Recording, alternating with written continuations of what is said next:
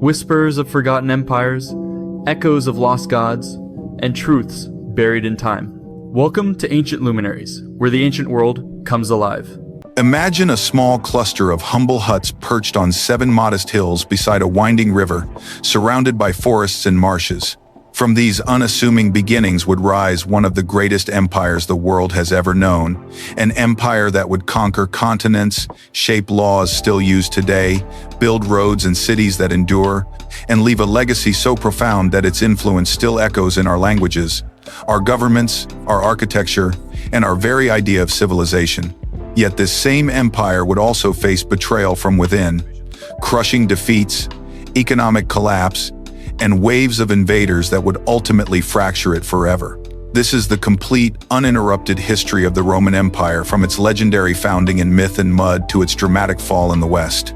Settle in, relax, and let the story of Rome carry you into a deep, peaceful sleep. The story of Rome begins not with the grandeur of marble columns and conquering legions, but with scattered settlements perched atop 7 modest hills overlooking the Tiber River. Archaeological excavations conducted throughout the 20th and 21st centuries have revealed evidence of human habitation in the area dating back to the 10th century before the Common Era. Pottery fragments, bronze tools, and the remnants of simple huts provide tangible proof of early communities that would eventually coalesce into the most powerful empire the ancient world had ever known. The legendary account of Rome's founding, immortalized by later historians, tells of twin brothers Romulus and Remus, abandoned as infants and suckled by a she-wolf before being raised by a shepherd named Faustulus. According to this narrative, the brothers decided to establish a city, but quarreled over its location and governance, leading to Romulus killing Remus and founding Rome on the Palatine Hill in 753 before the Common Era. While modern historians treat this tale as mythological rather than historical fact, the date has become conventionally accepted as Rome's founding year, and archaeological evidence does support the existence of settlements in the area during this period. Excavations on the Palatine Hill have uncovered post holes and foundation trenches from 8th century structures indicating organized construction and planning. These early dwellings were simple affairs, circular or oval huts with thatched roofs supported by wooden posts, their walls constructed from wattle and daub. The discovery of cooking hearths, storage pits, and refuse deposits paints a picture of small agricultural communities engaged in farming, animal husbandry, and basic crafts. Pottery shards found at these sites show both local production and evidence of trade connections with neighboring peoples, suggesting these early Romans were not isolated but participated in broader regional networks. The transition from scattered hilltop villages to a unified urban center occurred gradually over the 8th and 7th centuries before the Common Era. The Forum Boarium, located between the Palatine and Aventine hills near the Tiber, became an important cattle market and trading post. The natural ford at Tiber Island made this location strategically valuable for controlling river traffic and trade routes connecting the Italian peninsula's interior with coastal regions. As these separate communities grew and interacted more frequently, they began to merge into a single political and social entity.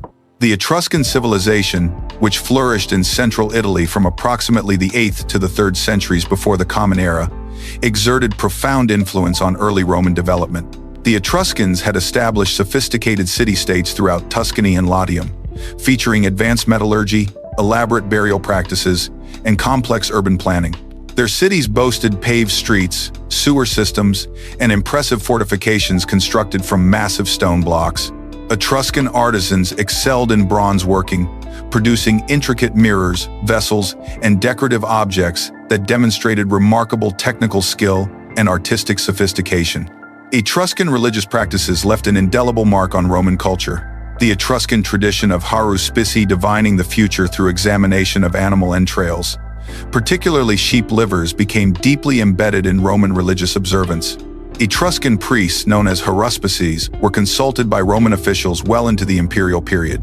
The Etruscan practice of augury, interpreting divine will through observation of bird flight patterns and other natural phenomena, similarly became central to Roman religious and political decision-making. Roman magistrates would not undertake major actions without first taking the auspices, a practice derived directly from Etruscan tradition. Architectural techniques pioneered by the Etruscans revolutionized Roman construction methods. The Etruscans developed the true arch, a structural innovation that allowed for larger spans and more durable buildings than the simple post and lintel construction used by earlier peoples. They also perfected techniques for creating vaulted roofs and underground drainage systems. The famous Cloaca Maxima, Rome's great sewer system, was constructed using Etruscan engineering principles and may have been built by Etruscan workers under the direction of the Tarquin kings. Urban planning concepts borrowed from Etruscan cities shaped Rome's physical development.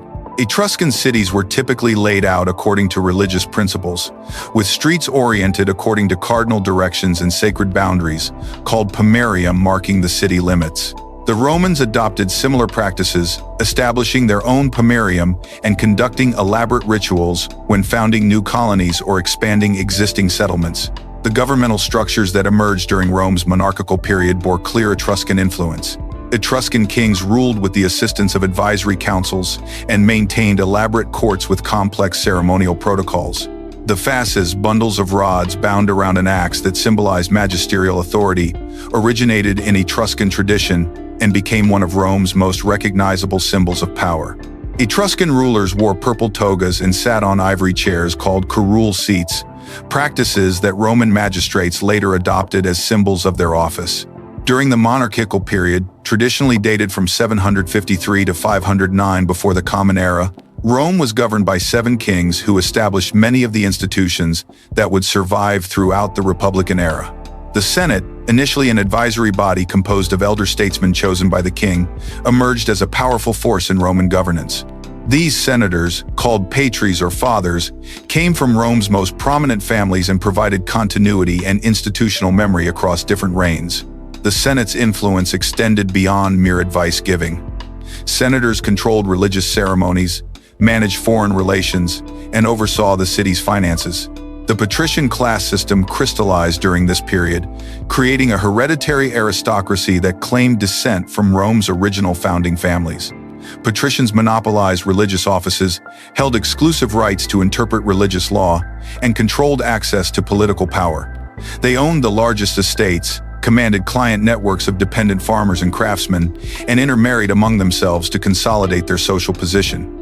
Below the patricians stood the plebeians, a diverse group including farmers, merchants, artisans, and laborers who comprised the majority of Rome's population but initially lacked political rights. Legal frameworks established during the monarchy laid groundwork for Rome's later legal achievements. The early Romans distinguished between different categories of law, including sacred law governing religious practices, civil law regulating relationships between citizens, and criminal law addressing offenses against the state. Kings served as supreme judges in legal disputes, though they often delegated this authority to appointed officials.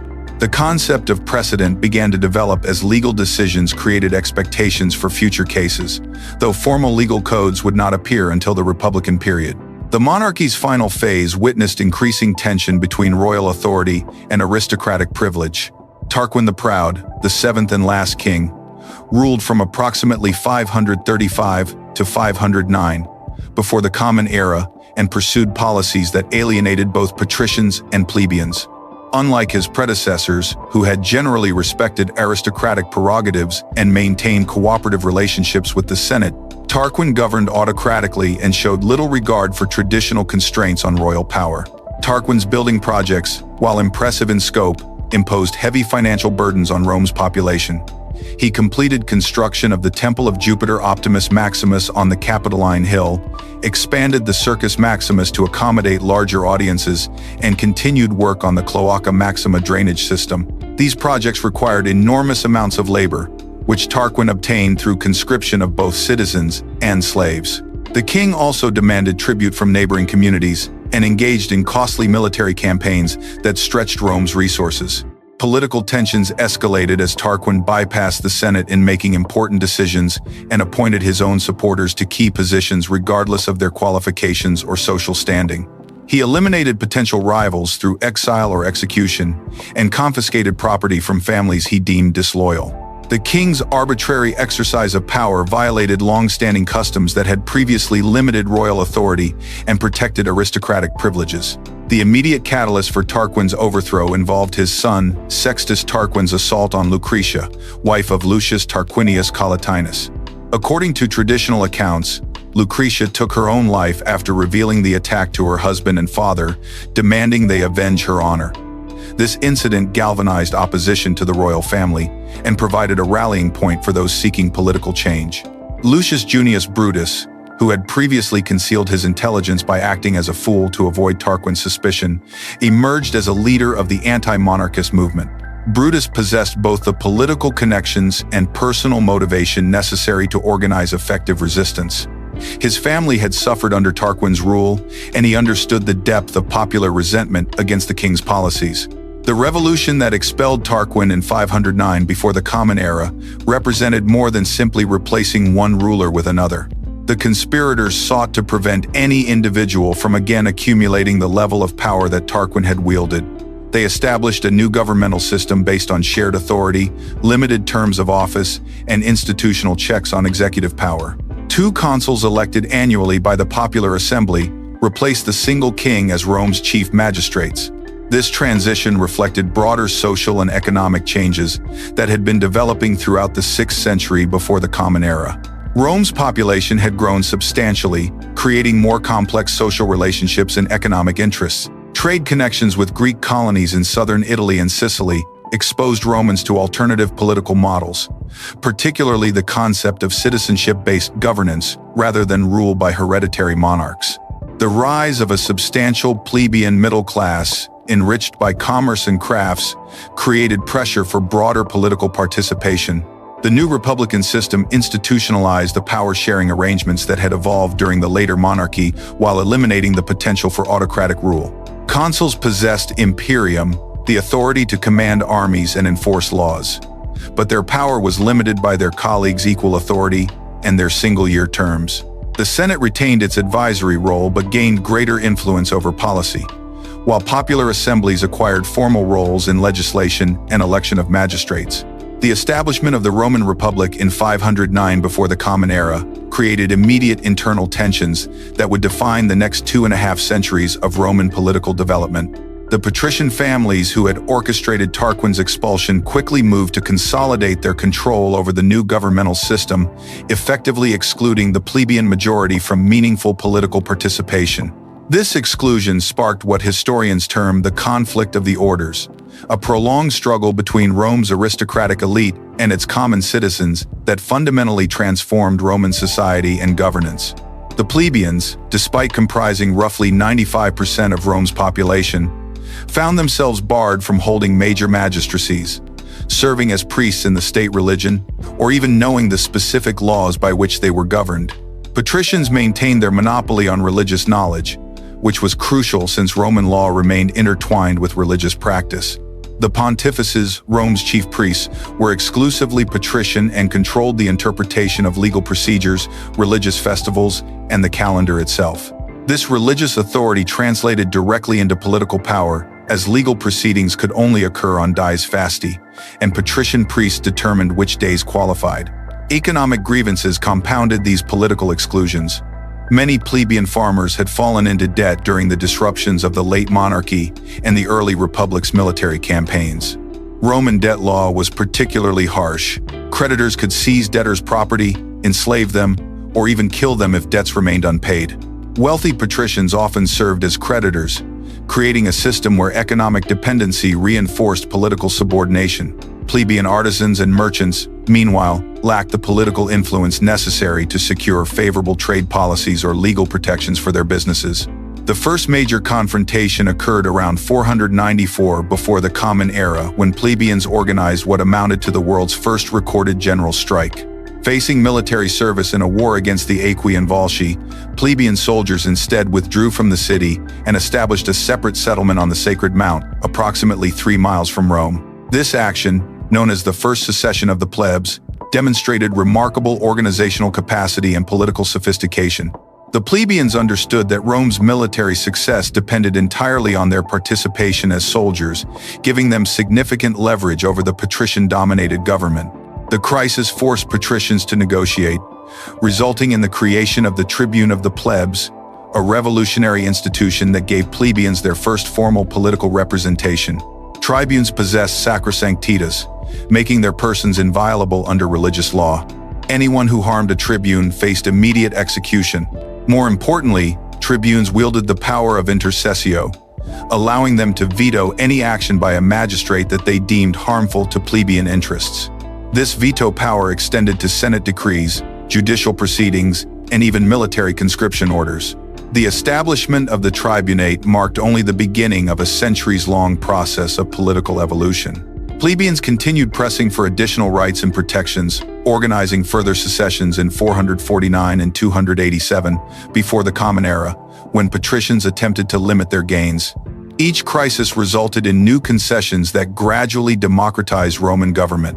The 12 Tables, created around 450 before the Common Era, represented the first written codification of Roman law, ending patrician monopoly over legal knowledge by making laws publicly accessible.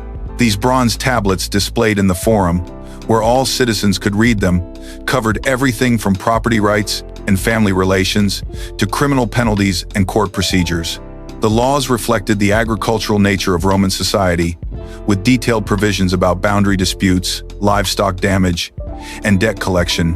While many provisions favored the wealthy, the mere act of codification limited arbitrary judicial decisions and provided plebeians with legal protections they had previously lacked. The conflict of the orders intersected with Rome's expanding military commitments throughout the Italian peninsula. The early republic faced constant warfare with neighboring peoples' conflicts that tested both Roman military capabilities and political cohesion. The Aeaci, a mountain people living east of Rome in the Apennines, launched regular raids into Roman territory, seeking to capture livestock and slaves while disrupting agricultural production. These attacks typically occurred during harvest season when Roman farmers were most vulnerable and least able to defend their crops. Roman military responses to Aeaci incursions revealed both strengths and weaknesses in the early Republican military system. Roman forces excelled at siege warfare, having learned advanced techniques from Etruscan engineers, and their disciplined infantry formations proved effective against the more loosely organized tribal warriors. However, the Romans struggled with the guerrilla tactics favored by mountain peoples, who would strike quickly and then retreat to fortified positions in terrain unsuitable for heavy infantry operations. The Volsci presented a different challenge, controlling fertile territory south of Rome that the Romans coveted for agricultural expansion. Unlike the Aeaci, who primarily engaged in raiding, the Volsci maintained organized city-states with professional armies capable of meeting Roman forces in conventional battles. Volscian warriors used equipment similar to that of Roman soldiers: bronze helmets, leather armor reinforced with metal plates, and long spears designed for close formation fighting. Their shields, however, were typically round rather than the oval scutum preferred by Romans, and they relied more heavily on javelin throwing than sustained melee combat. These conflicts established patterns that would characterize Roman expansion throughout Italy. Rome rarely sought to annihilate defeated enemies, but instead incorporated them into expanding alliance networks through treaties that defined mutual obligations. Some defeated peoples received full Roman citizenship. Others gained Latin rights that provided legal protections and commercial privileges, while still others became allies bound to provide military service in exchange for protection. This flexible approach to conquest allowed Rome to grow rapidly while maintaining internal stability. The catastrophic sack of Rome by Gallic forces in 387 before the Common Era fundamentally altered Roman strategic thinking and military organization. The Gauls, Celtic peoples from beyond the Alps, had been migrating into northern Italy throughout the 5th century before the Common Era, establishing settlements in the Po Valley and coming into conflict with Etruscan cities. Led by a chieftain named Brennus, a large Gallic army moved south through Etruria, defeating Roman forces at the Battle of the Allia before capturing and burning most of Rome itself. The Gallic warriors who descended on Rome presented a terrifying spectacle to Mediterranean peoples accustomed to more conventional warfare. Standing significantly taller than most Romans, with long hair bleached with lime and bodies decorated with intricate tattoos, they fought with wild enthusiasm that intimidated even experienced soldiers. Their primary weapons were long iron swords designed for slashing attacks, supplemented by spears and small round shields. Some warriors fought completely naked, believing this demonstrated their courage and provided magical protection. The psychological impact of seeing these fierce warriors pouring through Rome's streets proved as devastating as the physical destruction they caused. Gallic forces burned temples, destroyed public buildings, and looted private homes, while most of Rome's population fled to the countryside or took refuge in the heavily fortified Capitoline Hill. The siege of the Capitoline lasted 7 months, with the Roman garrison surviving on increasingly meager rations while Gallic forces controlled the rest of the city. According to traditional accounts, the Romans eventually paid an enormous ransom in gold to persuade the Gauls to withdraw, though some sources suggest that Roman reinforcements from allied cities forced the Gallic retreat.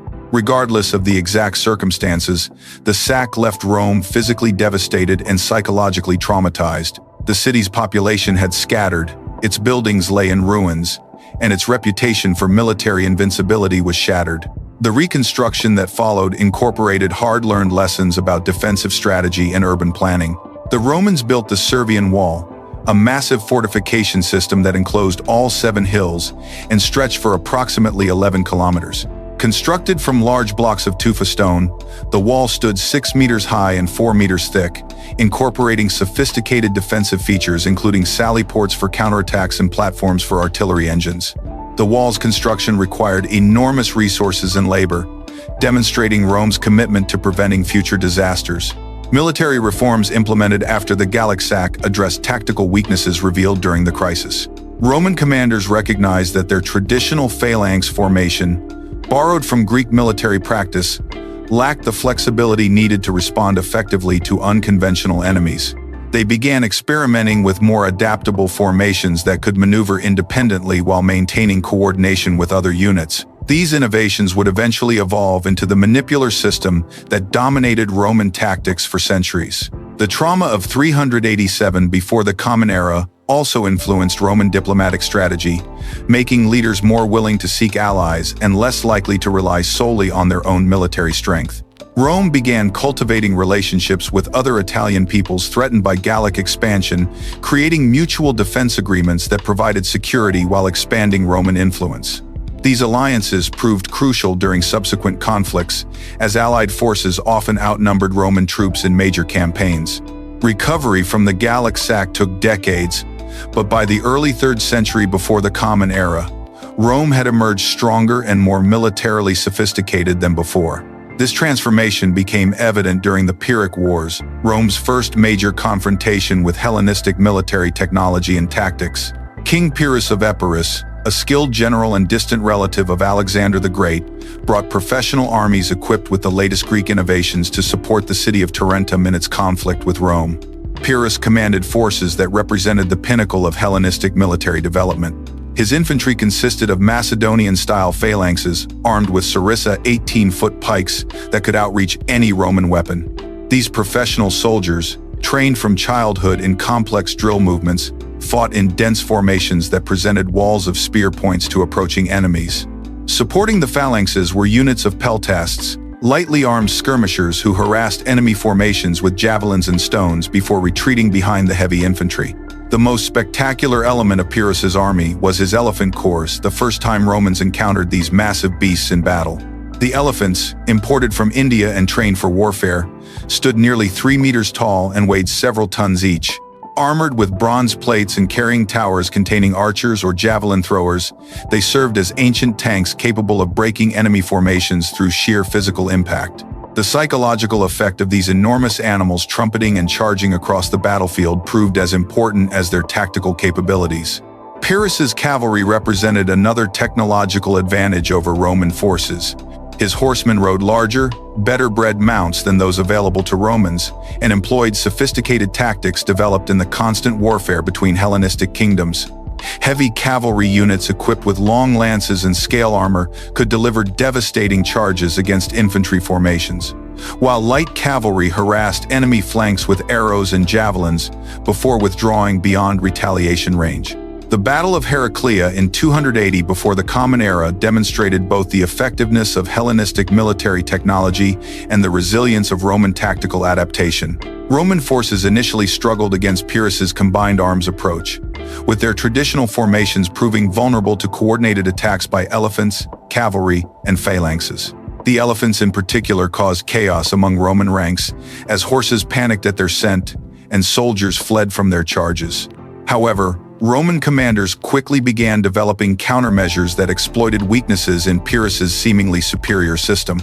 They discovered that elephants, despite their intimidating appearance, could be wounded by concentrated missile fire and would then rampage uncontrollably, often trampling their own troops. Roman soldiers learned to target the mahouts who controlled the elephants, causing the beasts to become unmanageable when the handlers were killed or wounded. The Battle of Asculum in 279 before the Common Era saw Romans implementing these tactical innovations with considerable success. They used rough terrain to limit cavalry effectiveness, employed light troops to harass elephant formations, and concentrated their best soldiers against specific sections of the enemy phalanxes rather than attacking along the entire front. While Pyrrhus technically won both battles, his casualties were so severe that he allegedly remarked that another such victory would destroy his army entirely, giving rise to the term Pyrrhic victory. These conflicts with Pyrrhus marked Rome's emergence as a major Mediterranean power capable of defeating the most advanced military forces of the era. Roman adaptability, organizational skills, and willingness to absorb heavy casualties while learning from defeats proved more valuable than any single tactical innovation. The wars also demonstrated Rome's growing ability to mobilize the human and material resources of its Italian alliance system, fielding multiple armies simultaneously and replacing losses more quickly than enemies who lacked similar demographic advantages. The period from 509 to 264 before the Common Era witnessed Rome's transformation from a small city-state struggling with internal divisions and local enemies into the dominant power in Torque, peninsular Italy. The conflict of the orders had created more inclusive political institutions while maintaining enough aristocratic influence to ensure governmental stability. Military campaigns against various Italian peoples had tested and refined Roman tactical capabilities while expanding the alliance system that would support future conquests. The Gallic sack had taught valuable lessons about defensive strategy and the importance of preparedness, while the Punic Wars had proven Roman ability to defeat even the most sophisticated enemies through determination and tactical flexibility.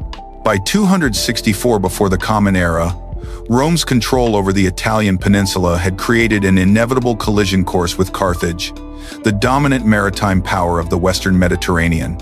The Carthaginians had established their empire through centuries of commercial expansion, founding trading posts and colonies from modern-day Tunisia to southern Spain and the islands of Sicily, Sardinia, and Corsica. Their capital city, built on a peninsula jutting into the Bay of Tunis, commanded one of the Mediterranean's finest natural harbors, and served as the hub of a vast commercial network that generated enormous wealth through trade in precious metals, textiles, ivory, and exotic goods from sub-Saharan Africa. Carthaginian society differed fundamentally from Rome's citizen-soldier model. The Carthaginian elite consisted primarily of merchant families whose wealth derived from trade rather than land ownership. These merchants maintained extensive business relationships throughout the Mediterranean, operating fleets of cargo vessels that transported goods between distant markets while their agents negotiated contracts and established new trading partnerships. The city's government reflected these commercial priorities, with elected officials called suffetes, serving terms similar to Roman consuls, but focusing primarily on economic rather than military affairs. The Carthaginian military system relied heavily on mercenary forces recruited from across North Africa and the Western Mediterranean. Libyan infantry formed the backbone of Carthaginian armies, equipped with long spears, round shields, and bronze helmets, fighting in dense formations that could withstand cavalry charges or infantry assaults. Numidian horsemen, renowned throughout the ancient world for their riding skills, served as scouts and skirmishers, using their mobility to harass enemy formations while avoiding direct confrontation. Spanish warriors brought expertise in guerrilla warfare and metalworking, wielding iron swords of exceptional quality that could cut through bronze weapons and armor. The Carthaginian navy dominated Mediterranean waters through superior shipbuilding technology and navigational expertise. Their quinquiremes, massive warships powered by 5 banks of oars, could ram enemy vessels or serve as platforms for boarding actions. Each quinquireme carried approximately 300 rowers arranged in carefully coordinated tiers, with the uppermost oarsmen pulling the longest oars to maximize propulsion. Bronze-reinforced rams protruding from the ship's prows could punch holes below the waterline of enemy vessels, while marines armed with spears, swords, and javelins prepared to board damaged ships or repel boarding attempts. The immediate cause of the First Punic War arose from a dispute over Messana, a strategic city controlling the narrow strait between Sicily and the Italian mainland. The Mamertines, Italian mercenaries who had seized control of Messana, found themselves under attack by Hero II of Syracuse and appealed simultaneously to both Rome and Carthage for assistance. This created a diplomatic crisis that neither power could ignore. Control of Messana would determine which empire could dominate the vital shipping routes between the eastern and western Mediterranean. Roman entry into Sicilian affairs marked a fundamental shift in strategic thinking. Previous Roman conflicts had focused on territorial expansion within Italy, but Sicily represented Rome's first overseas commitment, requiring sustained naval operations. The Roman Senate initially hesitated to commit forces to an island campaign that would stretch their military resources and require unfamiliar types of warfare. However, the potential threat of Carthaginian control over the Messana Strait ultimately convinced Roman leaders that intervention was necessary to protect their growing commercial interests. The Roman expeditionary force that crossed to Sicily in 264 before the Common Era consisted primarily of infantry trained for land warfare with minimal naval support beyond the transport vessels needed to ferry troops across the strait. Roman commanders quickly discovered that conventional military tactics proved insufficient for island warfare, where control of harbors and supply lines determined strategic success more than battlefield victories. Carthaginian naval superiority allowed their forces to receive reinforcements and supplies while potentially isolating Roman armies from their Italian bases. Roman adaptation to naval warfare demonstrated the same flexibility and determination that had characterized their conquest of Italy.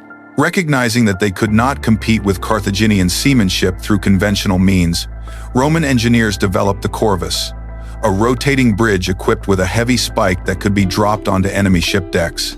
This device, approximately 12 meters long and fitted with wooden planks for soldiers to cross, transformed naval combat from ramming and maneuvering contests into infantry battles fought on ship decks. The construction of Rome's first major naval fleet required unprecedented mobilization of resources and expertise.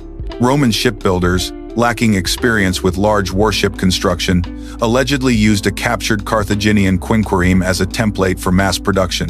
Archaeological evidence from shipwrecks suggests that Roman vessels incorporated standardized components that could be prefabricated and assembled quickly, allowing for rapid fleet expansion despite limited maritime expertise.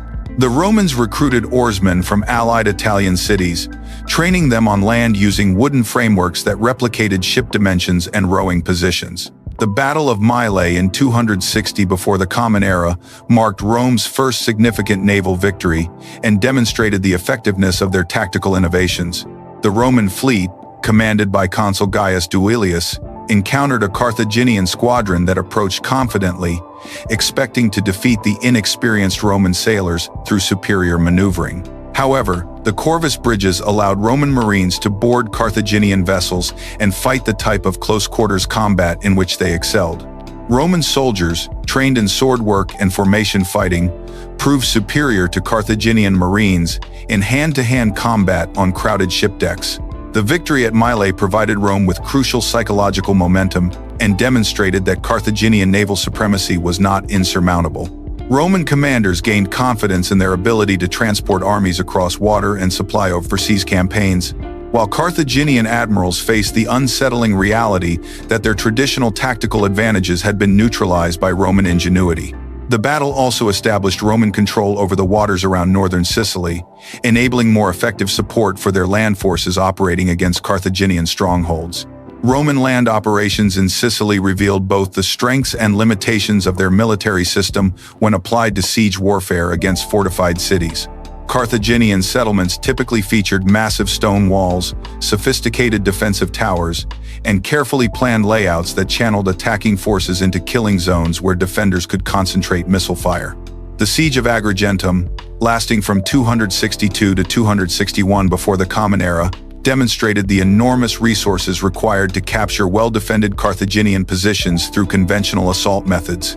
The Romans constructed elaborate siege works around Agrigentum, including earthwork walls designed to prevent relief forces from reaching the city while protecting Roman forces from sorties by the garrison. These circumvallation lines, stretching for kilometers around the city's perimeter, required thousands of soldiers working continuously to dig trenches, build palisades, and construct artillery positions. Roman engineers employed battering rams, siege towers, and catapults borrowed from Greek military technology, adapting these weapons to local conditions while developing new techniques for breaching stone fortifications. The prolonged siege strained Roman logistics and revealed the challenges of maintaining large armies in hostile territory far from their supply bases.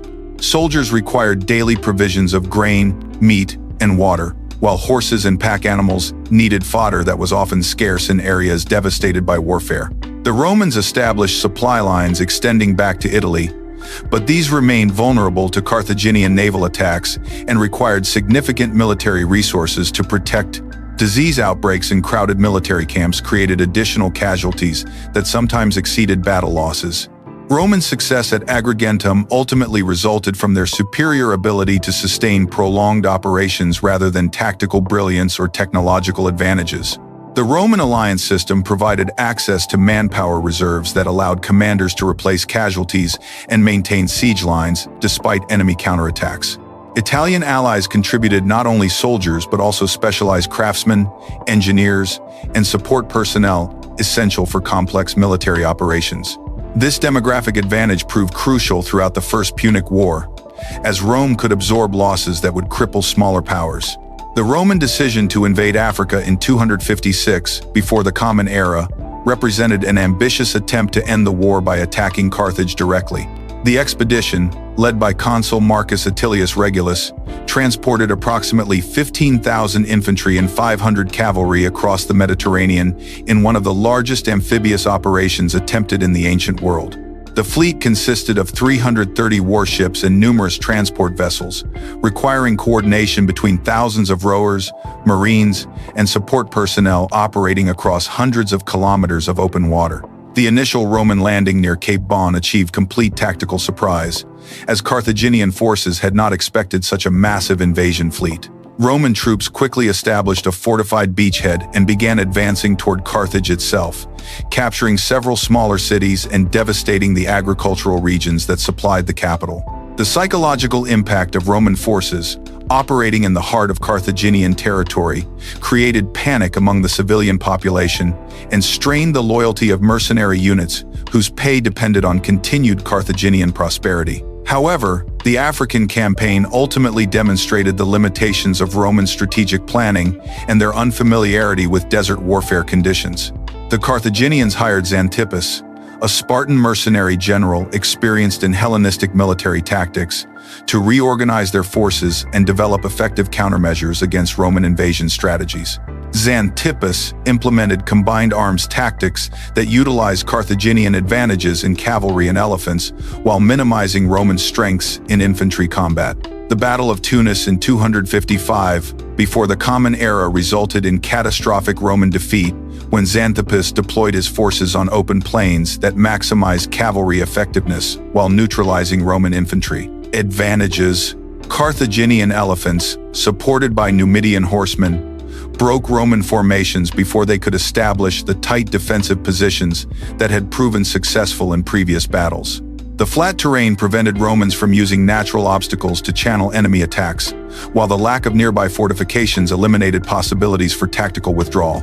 Roman casualties at Tunis included most of the expeditionary force, with Regulus himself captured along with approximately 500 other survivors who were transported to Carthage as prisoners.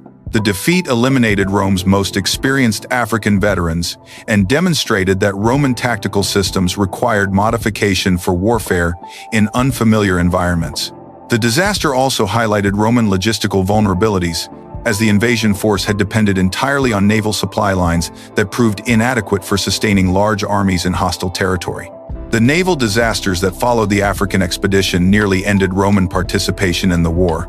Storms destroyed much of the fleet returning from Africa, drowning thousands of soldiers and sailors while eliminating years of shipbuilding efforts. Additional naval losses occurred when Roman admirals, lacking experience with Mediterranean weather patterns, attempted operations during seasons when experienced sailors avoided open water. These catastrophes depleted Roman manpower reserves and strained the financial resources needed to construct replacement vessels. Roman persistence, despite these setbacks, demonstrated the Republic's fundamental strength, the ability to absorb enormous losses while maintaining popular support for continued warfare. The Roman citizen assemblies repeatedly approved new military levies and additional taxation needed to fund fleet reconstruction, showing remarkable resilience in the face of repeated disasters. This determination contrasted with Carthaginian war weariness, as prolonged conflict disrupted the trade relationships that formed the foundation of Carthaginian prosperity. The final phase of the First Punic War centered on the siege of Lilybaeum, Carthage's principal Sicilian stronghold, which controlled the western portion of the island and served as the main base for Carthaginian operations. The city's fortifications, built on a peninsula surrounded by water on three sides, presented enormous challenges for Roman siege techniques. Massive stone walls reinforced with towers and artillery positions protected the landward approaches, while the harbor remained open to Carthaginian supply ships despite Roman naval patrols. Roman siege operations at Lilybaeum lasted nearly a decade, from 250 to 241 before the Common Era, and became a test of endurance between the two powers. Roman engineers attempted to fill the harbor with stones and debris to prevent Carthaginian supply ships from reaching the city, but strong currents and deliberate Carthaginian countermeasures repeatedly destroyed these efforts. Underground mining operations aimed at collapsing sections of the city wall proved equally unsuccessful, as Carthaginian defenders detected tunneling activities and constructed countermines that neutralized Roman efforts. The prolonged siege demonstrated evolving Roman approaches to military engineering and logistics. Roman commanders established permanent camps with stone buildings, paved roads, and sophisticated water supply systems that resembled small cities rather than temporary military installations. These facilities housed not only soldiers but also craftsmen, merchants, and support personnel who maintained the complex infrastructure required for sustained siege operations. The Romans developed standardized procedures for rotating troops, maintaining equipment, and coordinating with naval forces that would influence military practice for centuries. Carthaginian resistance at Lilybaeum relied heavily on the skills of individual commanders, who maintained garrison morale despite increasingly desperate circumstances. Hamilco, the Carthaginian commander, organized regular sorties against Roman siege works while coordinating with relief expeditions that attempted to break the blockade. These operations required careful timing and coordination between land and naval forces, as Carthaginian ships had to navigate Roman patrols while carrying supplies and reinforcements to the besieged garrison. The decisive Battle of the Aegates Islands in 241 before the Common Era finally ended the First Punic War, when a Roman fleet commanded by Gaius Lutatius Catulus defeated the last major Carthaginian naval force, attempting to relieve Lilybaeum. The Roman victory resulted from improved ship design and crew training that had developed over 2 decades of naval warfare. Roman vessels had become lighter and more maneuverable while retaining their boarding advantages, and Roman sailors had gained the experience necessary to compete with Carthaginian seamanship. The peace treaty that concluded the First Punic War established Rome as the dominant power in the central Mediterranean while imposing crushing financial penalties on Carthage. The Carthaginians agreed to evacuate Sicily completely, pay an enormous indemnity of 3,200 talents over 10 years, and return all Roman prisoners without ransom. These terms reflected Roman determination to prevent Carthaginian recovery, while securing the resources needed to rebuild their own military capabilities. The interval between the First and Second Punic Wars witnessed fundamental changes in both Roman and Carthaginian strategic priorities. Rome consolidated control over Sicily while expanding into Sardinia and Corsica, establishing the administrative systems that would govern their growing overseas empire. Roman colonization programs transported Italian farmers to captured territories, creating loyal populations that could provide military service while developing agricultural resources. These settlements served both as military garrisons and economic centers that generated tax revenue for continued expansion. Carthaginian recovery efforts focused on Spain, where the Barcid family established what amounted to an independent kingdom that provided the resources and manpower for renewed conflict with Rome. Hamilcar Barca, the Carthaginian general who had commanded forces during the final stages of the First Punic War, led the Spanish expansion and developed new military techniques that combined traditional Carthaginian advantages with lessons learned from previous defeats. His son-in-law Hasdrubal continued these policies, founding New Carthage as a major base for operations while negotiating treaties with local Spanish tribes. Hannibal Barca's assumption of command in Spain in 221, before the Common Era, marked the beginning of preparations for the most audacious military campaign in ancient history. Unlike previous Carthaginian commanders who had relied primarily on mercenary forces, Hannibal created a professional army that combined diverse ethnic groups into a cohesive fighting force united by personal loyalty to their commander. Spanish infantry provided disciplined heavy troops capable of meeting Roman legions in direct combat, while Gallic warriors contributed fierce assault capabilities, and Numidian cavalry maintained their traditional roles as scouts and skirmishers.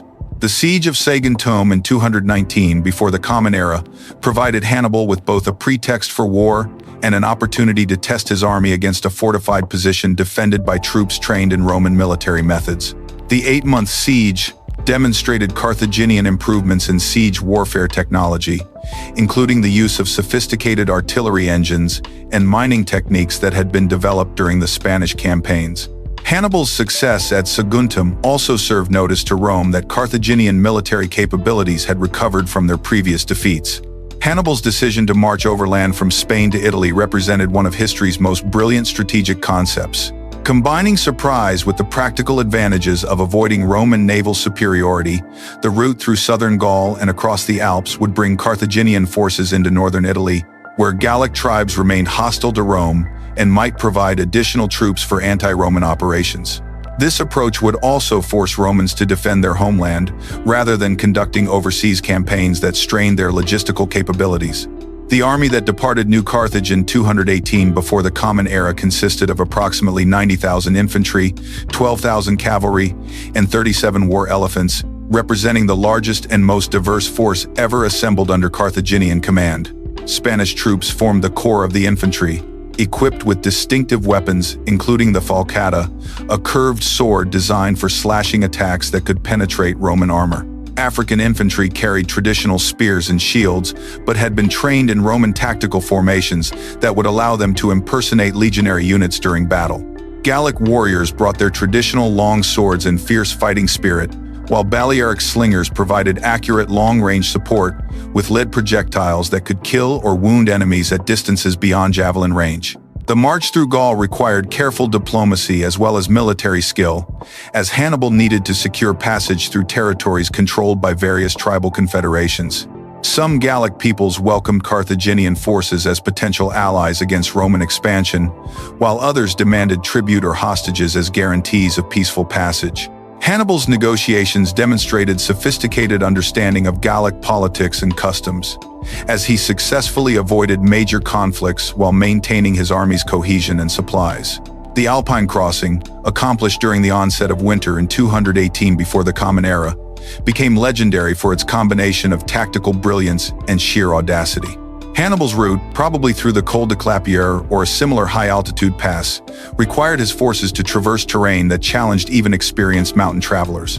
The army faced not only geographical obstacles, including narrow paths, steep grades, and unstable rock formations, but also attacks by alpine tribes who rolled boulders down mountainsides and launched ambushes from concealed positions. The elephants that survived the Alpine crossing created enormous psychological impact when they appeared in the Po Valley, as most Romans had never seen these massive beasts, and their presence seemed to confirm reports of Hannibal's supernatural abilities. However, the practical military value of the surviving elephants proved limited, as the cold climate and unfamiliar terrain had weakened them considerably. Most died during the first winter in Italy, though their initial appearance helped convince Gallic tribes to join Hannibal's cause. The destruction of Carthage in 146 before the Common Era marked Rome's emergence as the undisputed master of the Mediterranean world. Yet this triumph paradoxically initiated the most turbulent century in Roman history.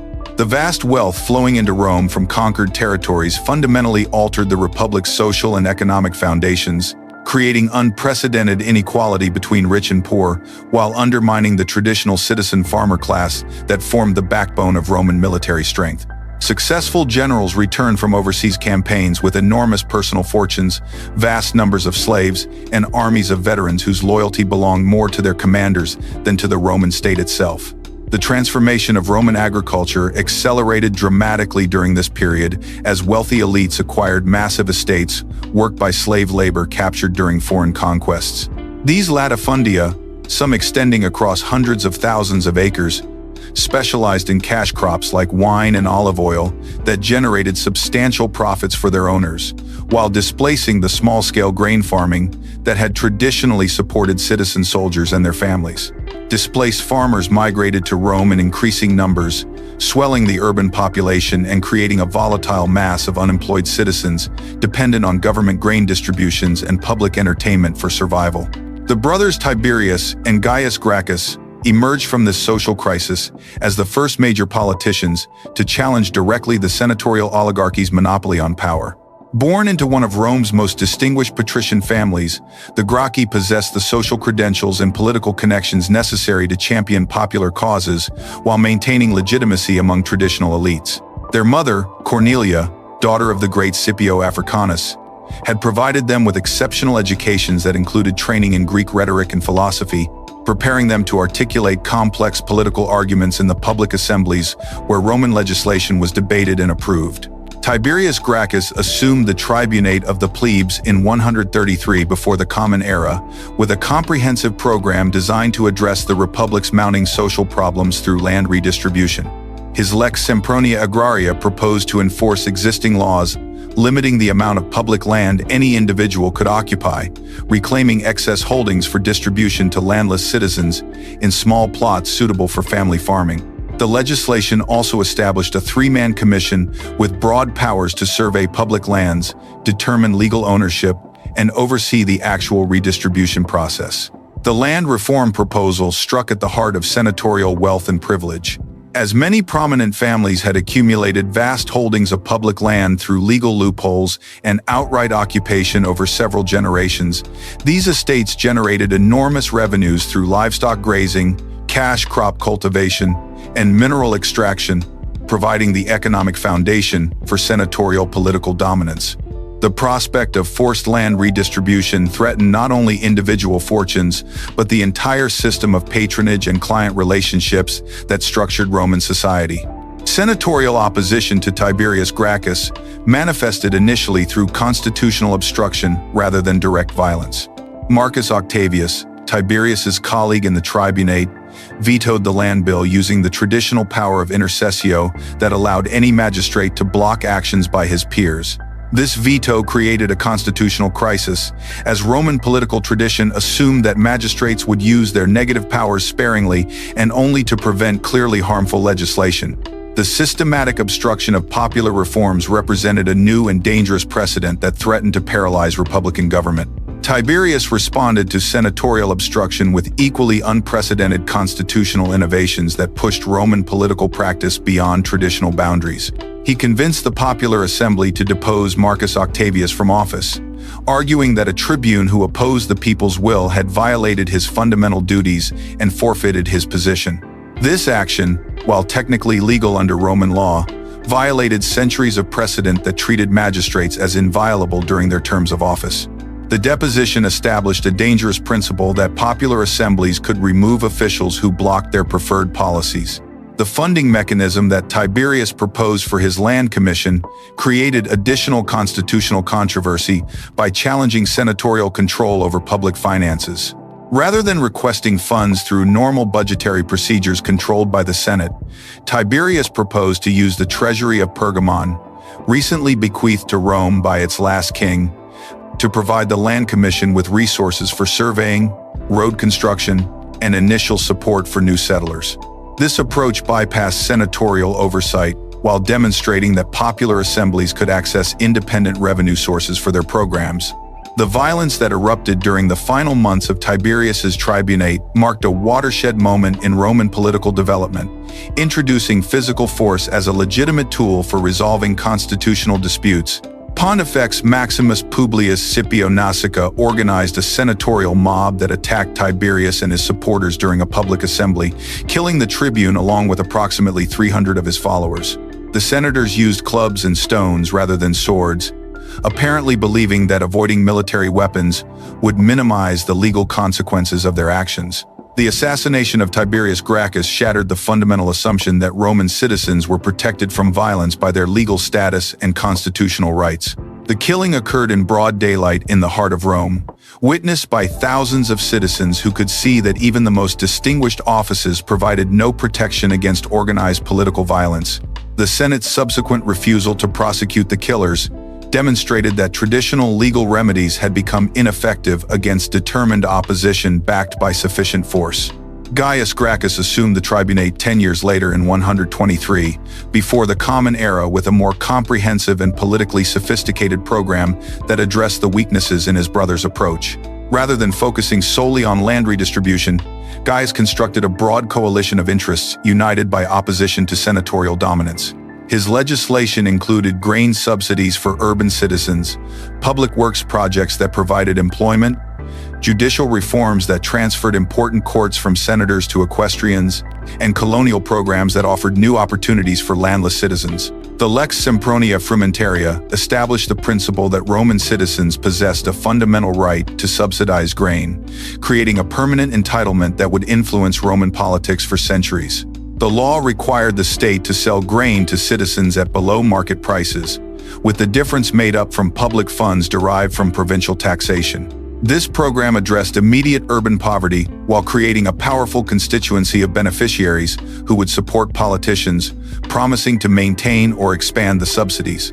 Gaius's judicial reforms proved even more significant for long-term political development, as they challenged senatorial monopoly over the courts that tried provincial governors for extortion and corruption. The Lex Sempronia de Repetundis transferred these courts from senators to members of the equestrian order, wealthy non-senatorial Romans whose fortunes derived primarily from tax collection contracts, banking, and commercial activities. This change created a new power center in Roman politics while providing provincial communities with judges who had fewer personal connections to the governors they were trying. The equestrian order that emerged as a major political force during this period consisted primarily of wealthy Romans who had chosen commercial careers over traditional political advancement through the cursus honorum. Many equestrians had accumulated substantial fortunes through government contracts for military supplies, public construction projects, and tax collection in the provinces. Others had invested in banking, shipping, or manufacturing enterprises that served Rome's expanding empire. These men possessed the wealth and education necessary for political participation, but had been excluded from the highest offices by aristocratic prejudice against commercial activities. The alliance between popular politicians and equestrian interests created a powerful alternative to senatorial authority that would dominate late Republican politics. Equestrians provided financial resources and organizational expertise for popular political movements, while tribunes and other magistrates offered legal protection and favorable legislation for equestrian business activities. This partnership demonstrated that Roman politics could function without senatorial leadership, undermining traditional assumptions about the necessity of aristocratic guidance for republican government. The colonial program that Gaius Gracchus promoted represented another innovative approach to addressing social problems while expanding Roman power. Unlike traditional colonies that served primarily military purposes, the Gracchi settlements were designed to provide economic opportunities for displaced farmers and urban poor through planned communities with adequate agricultural land, public facilities, and commercial connections. The proposed colony at Carthage on the site of Rome's former enemy symbolized the transformation of conquest into constructive development. The violent end of Gaius Gracchus in 121, before the Common Era, followed patterns established during his brother's tribunate, but involved even more extensive bloodshed and constitutional innovation. The Senate passed its first Senatus Consultum Ultimum, a decree authorizing the consul to take any measures necessary to protect the state, effectively declaring martial law and suspending normal legal protections. This emergency decree provided legal cover for the military action that killed Gaius, along with approximately 3,000 of his supporters in street fighting throughout Rome. The Senatus Consultum Ultimum established a precedent that would be repeatedly invoked during subsequent political crises, gradually normalizing the use of emergency powers to suppress popular movements. The decree's vague language about protecting the state allowed senators to justify almost any level of violence against political opponents while claiming constitutional authority for their actions. This legal innovation effectively militarized Roman politics by providing a mechanism for transforming political disputes into military confrontations. The aftermath of the Gracchi crisis revealed fundamental changes in Roman political culture that would define the late Republic's trajectory towards civil war and autocracy. The traditional consensus that had united elite and popular interests around shared republican values had been shattered, replaced by irreconcilable conflict between populares who appealed directly to citizen assemblies and optimates who defended senatorial prerogatives through constitutional obstruction and organized violence. The career of Gaius Marius exemplified the new type of military commander who would dominate late Republican politics through personal armies and veteran loyalty. Born into a relatively modest equestrian family from the Latin town of Arpinum, Marius lacked the aristocratic connections that traditionally facilitated political advancement but possessed exceptional military talents that he demonstrated during service in Spain and Africa. His marriage to Julia, aunt of the future dictator Julius Caesar, provided some elite connections, while his popular political alignment gave him access to popular assemblies that could override senatorial opposition. Marius's consulship in 107 before the Common Era coincided with the Jugurthine War in North Africa, a conflict that had exposed senatorial incompetence and corruption while providing opportunities for ambitious commanders to demonstrate superior leadership. King Jugurtha of Numidia had maintained his independence through systematic bribery of Roman officials, creating a scandal that undermined public confidence in senatorial governance. Marius's appointment to command against Jugurtha represented a popular revolt against aristocratic military leadership and established the precedent that citizen assemblies could override senatorial assignments of provincial commands. The military reforms that Marius implemented during his African command fundamentally altered the Roman army's social composition and political orientation. Faced with difficulty recruiting sufficient troops through traditional property qualifications, Marius opened military service to landless citizens who would serve for extended periods in exchange for regular pay, equipment provided by the state, and promises of land grants upon retirement. This professionalization created armies whose primary loyalty belonged to their commanders rather than the Roman state, as generals controlled the resources that soldiers needed for their future security. The Marian military reforms standardized equipment and training, while creating more flexible tactical formations that could adapt to diverse enemies and terrain. All legionaries now carried the same weapons: a short sword for close combat, 2 javelins for initial attacks, and a large rectangular shield for protection, while wearing standardized armor consisting of a bronze helmet and chainmail shirt.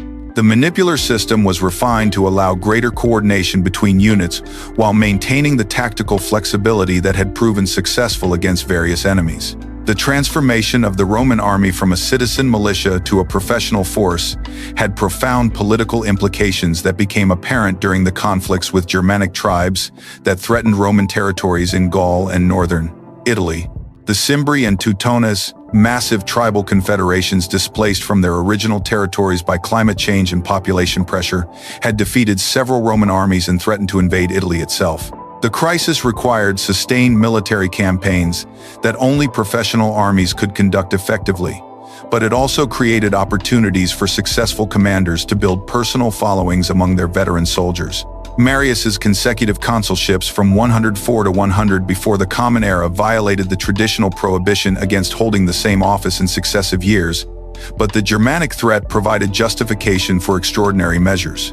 His repeated elections demonstrated that Roman citizens would override constitutional restrictions when faced with existential threats, establishing precedents that later commanders would exploit for personal advancement. The concentration of military authority in single individuals for extended periods undermined the Republican principle of shared power, while creating opportunities for ambitious politicians to build independent power bases.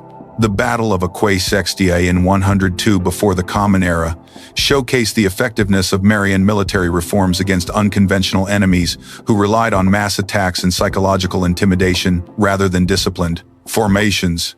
The Germanic warriors who faced Roman legions stood significantly taller than Mediterranean peoples, with long blonde hair and fierce battle cries designed to terrify opponents before combat began. They fought with minimal armor, relying on large shields and long swords, while displaying contempt for death that impressed even experienced Roman soldiers.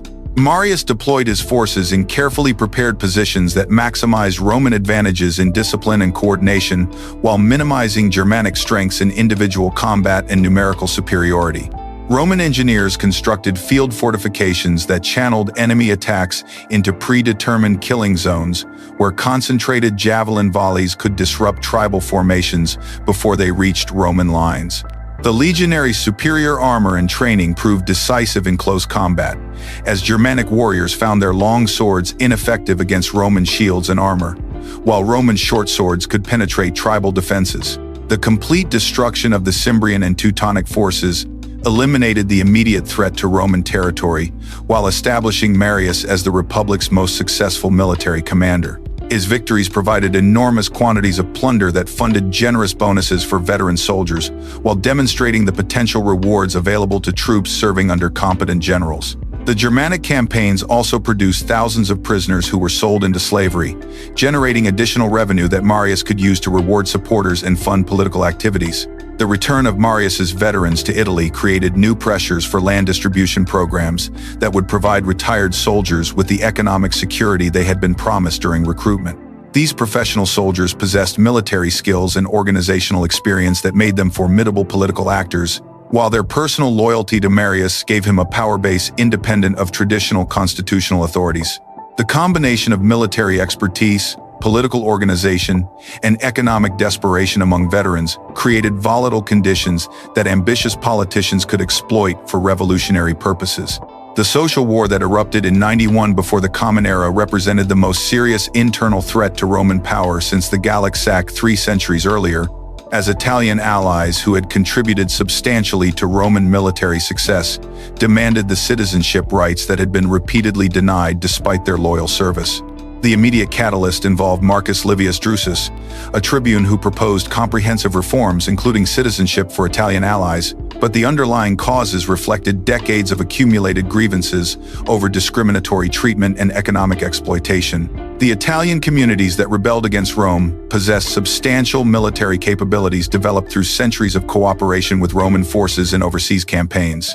Allied soldiers had learned Roman tactics and organization while serving alongside legionaries, and many communities could field well-equipped armies led by experienced commanders who understood Roman strengths and weaknesses. The rebels established their own confederation with a capital at Corfinium, demonstrating sophisticated political organization that rivaled Roman institutions. The military campaigns of the Social War tested Roman tactical superiority against enemies who possessed equivalent training and equipment while fighting on familiar terrain with strong popular support. Italian forces achieved several significant victories against Roman armies, capturing important strongholds and threatening to expand the rebellion throughout the peninsula. The conflict's intensity and duration demonstrated that Roman military dominance depended heavily on Italian cooperation rather than inherent superiority over all potential enemies.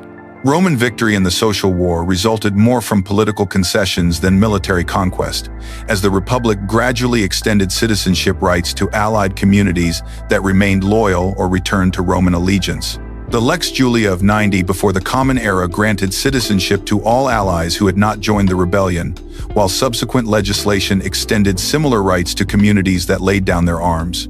These measures eliminated the fundamental grievance that had motivated the rebellion while preserving Roman territorial integrity and alliance system. The citizenship extensions that ended the Social War fundamentally altered Roman political dynamics by dramatically expanding the number of citizens eligible to participate in popular assemblies and elections. The new citizens, concentrated in rural areas throughout Italy, possessed different interests and priorities than traditional urban voters, creating opportunities for politicians who could mobilize geographically dispersed constituencies. The practical difficulties of traveling to Rome for political participation meant that citizenship rights remained largely theoretical for most new citizens, but their potential political influence worried traditional elites. Lucius Cornelius Sulla emerged from the Social War as Rome's most successful commander and a leading representative of optimate political interests opposed to popular reforms and democratic innovations. Born into an ancient patrician family that had fallen on hard times, Sulla combined aristocratic prejudices with ruthless ambition and exceptional military talents that he had demonstrated during service under Marius in Africa and against Germanic tribes. His appointment to command against Mithridates, the sixth of Pontus, provided an opportunity to restore his family's fortunes while advancing optimate political goals. The conflict between Marius and Sulla over the Mithridatic command marked the first time that Roman armies marched on Rome itself, shattering the fundamental taboo that separated military and civilian authority within the city's sacred boundary. When the popular assembly transferred Sulla's command to Marius through legislation sponsored by the tribune Publius Sulpicius Rufus, Sulla convinced his legions that their economic interests depended on maintaining their original commander, who had promised them the wealth of Asia. The soldiers' willingness to violate religious law and constitutional tradition demonstrated how completely the Marian reforms had altered military loyalty patterns. Sulla's march on Rome in 88 before the Common Era encountered minimal resistance, as most citizens fled rather than confronting veteran legions in street fighting. The ease with which military force could override constitutional authorities revealed the Republic's fundamental weakness. Popular assemblies and magistrates possessed no independent military capabilities that could resist determined commanders backed by professional armies. Sulla's occupation of the city lasted only long enough to reverse Sulpicius's legislation and secure his own appointment to the Asian command. But the precedent of using military force to resolve political disputes would be repeatedly invoked by later commanders. The departure of Sulla's legions for Asia in 87, before the Common Era, created a power vacuum that Marius and his supporters quickly exploited through a campaign of unprecedented violence against Optimate leaders. The aging general, consumed by bitterness over his forced exile and determined to reclaim his position as Rome's premier military commander, orchestrated systematic massacres that eliminated entire families from the senatorial aristocracy. Bodies littered Rome's streets as Marian death squads hunted down political enemies, displaying severed heads in the Forum as warnings to potential opponents. This reign of terror established new standards for political brutality while demonstrating how completely the traditional restraints on elite behavior had collapsed. Sulla's return from his victorious campaigns against Mithridates in 83, before the Common Era initiated an even more systematic program of political purification through the infamous proscription list that marked thousands of Romans for death. Unlike the chaotic violence of the Marian period, Sulla's purges followed carefully planned procedures designed to eliminate not only political opponents, but entire networks of families and clients who might seek future revenge. The proscription lists, posted publicly in the Forum, offered substantial rewards for the heads of marked individuals while confiscating their property to fund Sulla's political reorganization. Citizens lived in terror as the lists expanded daily, with personal enemies using the chaos to settle private scores through false accusations. The wealth confiscated from proscribed families provided Sulla with enormous resources for rewarding supporters and implementing constitutional reforms designed to prevent future popular challenges to senatorial authority. Sulla's veterans received land grants carved from the estates of executed enemies, creating a new class of military colonists whose prosperity depended on maintaining the political system their commander had established. These settlements, scattered throughout Italy, served as garrisons for the Sullan regime, while demonstrating the potential rewards available to soldiers who supported successful commanders against the state. Sulla's constitutional settlement attempted to restore traditional republican governance by strengthening senatorial prerogatives while limiting the powers of tribunes and popular assemblies. The dictator increased the Senate's membership to 600 by promoting loyal equestrians and junior magistrates, ensuring optimate control over legislative and judicial functions. Tribunes were stripped of their ability to propose legislation or hold higher offices, effectively neutering the institution that had served as the primary vehicle for popular political participation. The popular assemblies retained formal authority over elections and some legislation, but procedural changes made it virtually impossible for them to override senatorial opposition. The cursus honorum was rigidly systematized under Sulla's reforms, establishing mandatory age requirements and waiting periods between offices that would prevent ambitious individuals from accumulating power too rapidly. Praetors were required to serve as urban magistrates before receiving provincial commands, while consuls could not hold military appointments until their successors had been elected. These measures aimed to restore the collective leadership that had characterized the early republic, while preventing the emergence of dominant personalities who could challenge senatorial authority through military force. Despite Sulla's efforts to create a permanent constitutional framework, his retirement in 79 before the Common Era immediately triggered renewed conflicts as ambitious politicians sought to dismantle restrictions on their advancement. The dictator's voluntary abdication of power, unprecedented in Roman history, reflected his genuine belief that institutional reforms could prevent future civil conflicts without requiring permanent autocratic rule. However, the precedents of military intervention and political violence that Sulla himself had established proved more influential than his constitutional innovations, as subsequent leaders recognized that force remained more effective than legal procedures for achieving political goals. Marcus Aemilius Lepidus emerged as the first major challenger to the Sullan settlement, winning the consulship in 78 before the Common Era, on a platform of reversing the dictator's most unpopular measures. Lepidus promised to restore the full powers of the tribunate, recall political exiles, and redistribute land confiscated during the proscriptions to its original owners.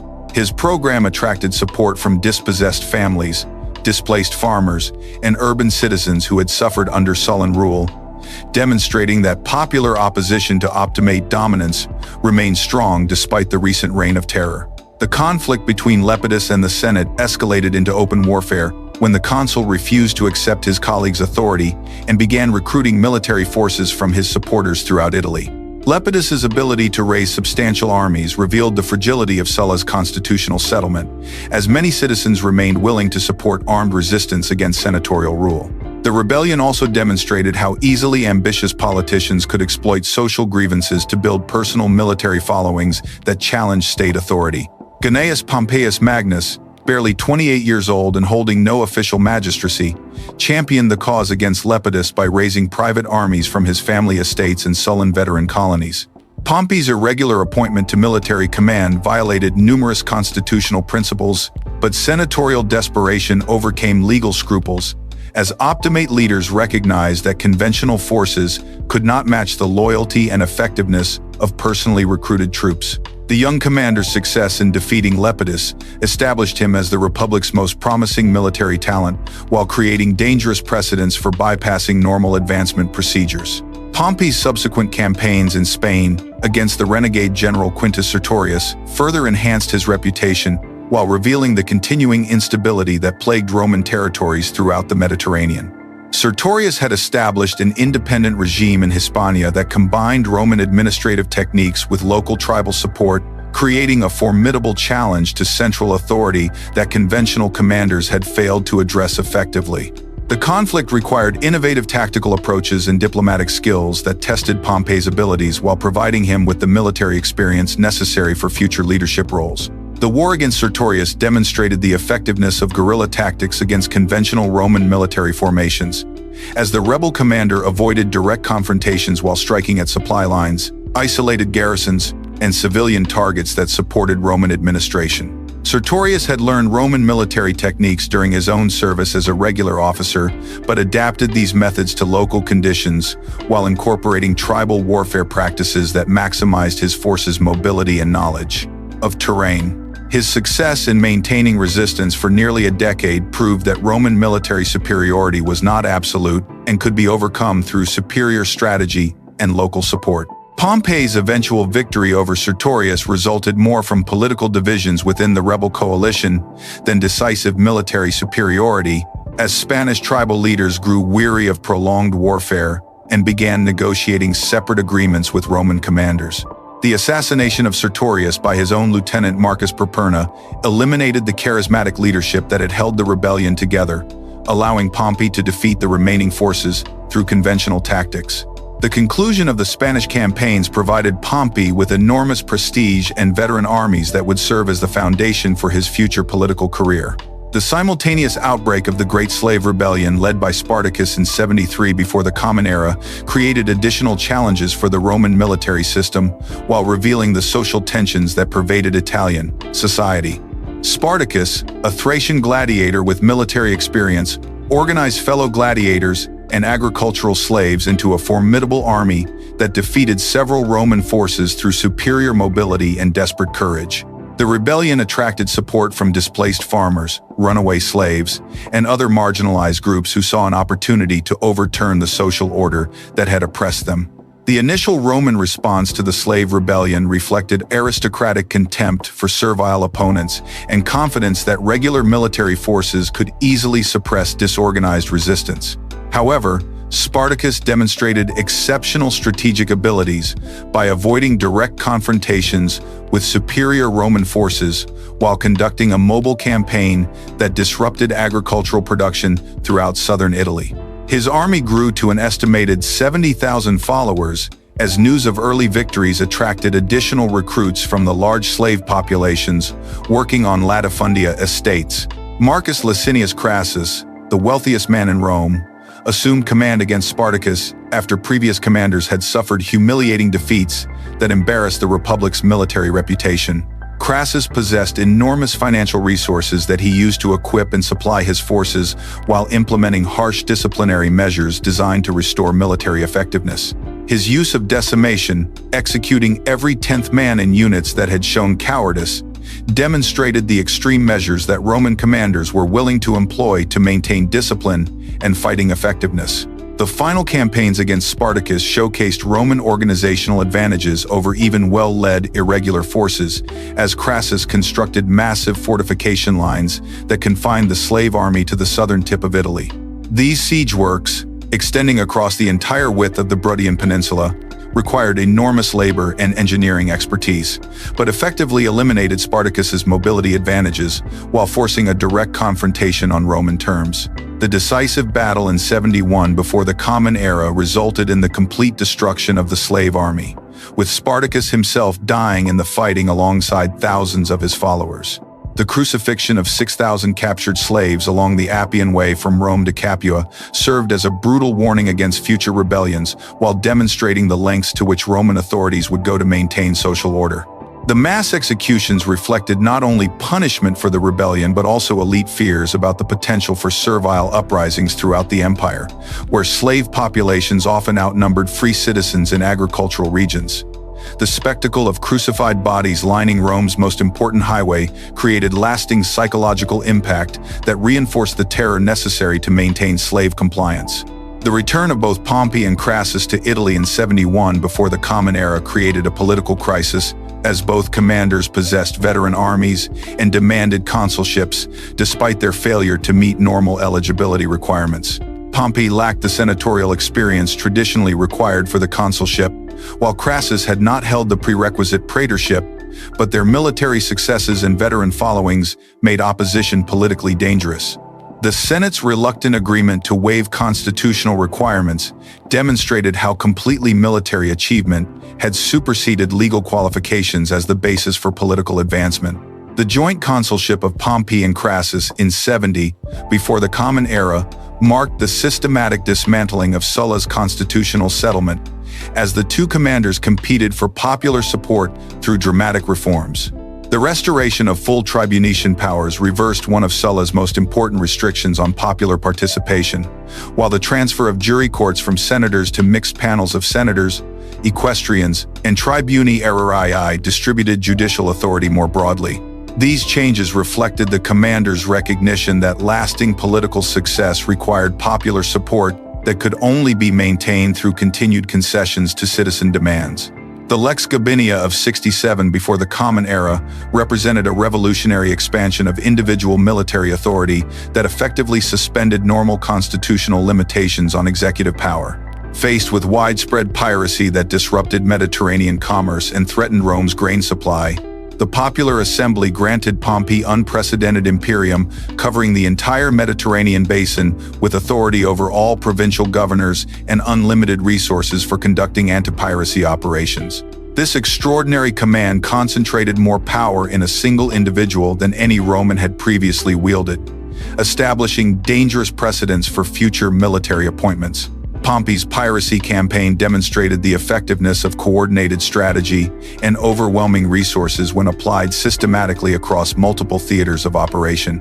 Rather than pursuing individual pirate bands through time-consuming naval chases, Pompey divided the Mediterranean into operational zones assigned to subordinate commanders who could coordinate their activities while preventing pirates from escaping from one area to another. The campaign's success within 3 months proved that Roman organizational capabilities could overcome even dispersed enemies when properly directed and adequately funded. The Lex Manilia of 66, before the Common Era, extended Pompey's extraordinary authority to include command against Mithridates VI of Pontus, adding the wealthy provinces of Asia and Cilicia to his existing imperium while providing access to the enormous financial resources of the Eastern Mediterranean. This appointment violated the traditional principle that no individual should control multiple provinces simultaneously, but popular enthusiasm for Pompey's previous successes overcame constitutional objections. The concentration of Eastern commands under single authority created an independent power base that rivaled the resources available to the Roman state itself. Pompey's eastern campaigns against Mithridates and his subsequent reorganization of the entire region established new standards for Roman imperial administration while generating unprecedented wealth for both the state treasury and the commanding general's personal fortune. The final defeat of Mithridates ended a conflict that had plagued Roman eastern policy for decades, while Pompey's diplomatic settlements with various kingdoms and city-states created stable political arrangements that would endure for centuries. His establishment of new provinces and client relationships extended Roman influence throughout the Eastern Mediterranean while providing enormous tax revenues that funded future military operations. The wealth that flowed from Pompey's eastern conquests fundamentally altered Roman politics by providing successful commanders with resources that exceeded those available to traditional magistrates and even the state treasury itself. Pompey's personal fortune, estimated at over 70 million denarii, allowed him to fund massive public works projects, provide generous bonuses to veteran soldiers, and maintain extensive client networks throughout the Mediterranean world. This concentration of wealth in private hands created new forms of political competition while undermining the collective decision-making processes that had characterized Republican governance. During Pompey's absence in the East, Gaius Julius Caesar had been building his own political career through the traditional cursus honorum while developing the skills and connections that would eventually make him Rome's most successful politician and general. Born into an ancient patrician family that claimed descent from the goddess Venus and the Trojan hero Aeneas, Caesar possessed the social credentials necessary for political advancement while lacking the substantial personal wealth that had become essential for successful campaigns. His early career demonstrated exceptional abilities in oratory, legal advocacy, and political manipulation that compensated for his relatively modest financial resources. Caesar's quaestorship in Spain in 69 before the Common Era provided his first significant exposure to provincial administration and military command, while his aedileship in 65 before the Common Era established his reputation for magnificent public spectacles that won popular support despite enormous personal expense. The gladiatorial games and theatrical performances that Caesar sponsored during his aedileship far exceeded traditional standards for such events, requiring him to borrow substantial sums that created dangerous financial obligations to wealthy creditors. However, the political benefits of popular acclaim proved worth the financial risks, as Caesar's reputation for generosity and entertainment value made him a favorite among urban voters. Caesar's election to the pontificate in 63 before the Common Era demonstrated his growing political influence while providing him with religious authority that would prove valuable throughout his career. The position of Pontifex Maximus carried significant prestige and practical advantages, including knowledge of religious law, influence over the calendar, and the right to participate in important ceremonial functions. Caesar's victory over two more senior competitors for the position reflected his superior political organization and popular appeal while establishing him as a major figure in Roman religious and political life. The conspiracy of Catiline in 63 before the Common Era created opportunities for ambitious politicians to demonstrate their loyalty to the state while advancing their own careers through dramatic public service. Lucius Sergius Catilina, a desperate aristocrat facing financial ruin and political marginalization, organized a revolutionary plot that aimed to overthrow the existing government through assassination and urban warfare. The conspiracy attracted support from debt-ridden senators, displaced veterans, and urban poor who saw violent revolution as their only hope for improving their circumstances. Marcus Tullius Cicero's consulship during the Catilinarian crisis established him as the Republic's most eloquent defender, while demonstrating the continued effectiveness of traditional political institutions when properly led. Cicero's speeches against Catiline, delivered in the Senate and popular assemblies, mobilized public opinion against the conspiracy while providing detailed evidence of the plotters' intentions and methods. The consul's success in exposing and defeating the conspiracy without resorting to military force proved that skilled political leadership could still triumph over revolutionary violence. The execution of Catiline's associates without trial created constitutional controversy that would haunt Cicero throughout his subsequent career, as the action violated fundamental legal protections for Roman citizens while establishing precedents for emergency measures against internal enemies. Caesar's opposition to the executions, arguing for life imprisonment rather than death sentences, demonstrated his commitment to legal procedures while positioning himself as a defender of citizen rights against arbitrary punishment. The debate over appropriate responses to the conspiracy revealed fundamental disagreements about the balance between security and liberty that would continue to divide Roman politicians. Caesar's praetorship in 62 before the Common Era and subsequent governorship of further Spain provided him with the military experience and financial resources necessary for advancement to the consulship, while establishing his reputation as an effective administrator and successful general. His campaigns against Lusitanian tribes generated substantial plunder that allowed him to pay his debts while providing bonuses for his soldiers, creating the veteran loyalty that would prove crucial for his future career. The Spanish command also demonstrated Caesar's abilities as a military innovator, as he adapted Roman tactics to local conditions while incorporating auxiliary forces that enhanced his army's effectiveness.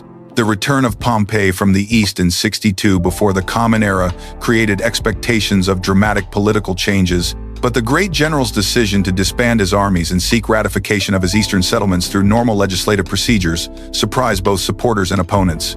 Pompey's respect for constitutional tradition reflected his genuine commitment to republican institutions, but it also eliminated his primary source of political leverage while allowing opponents to obstruct his requests through normal parliamentary procedures.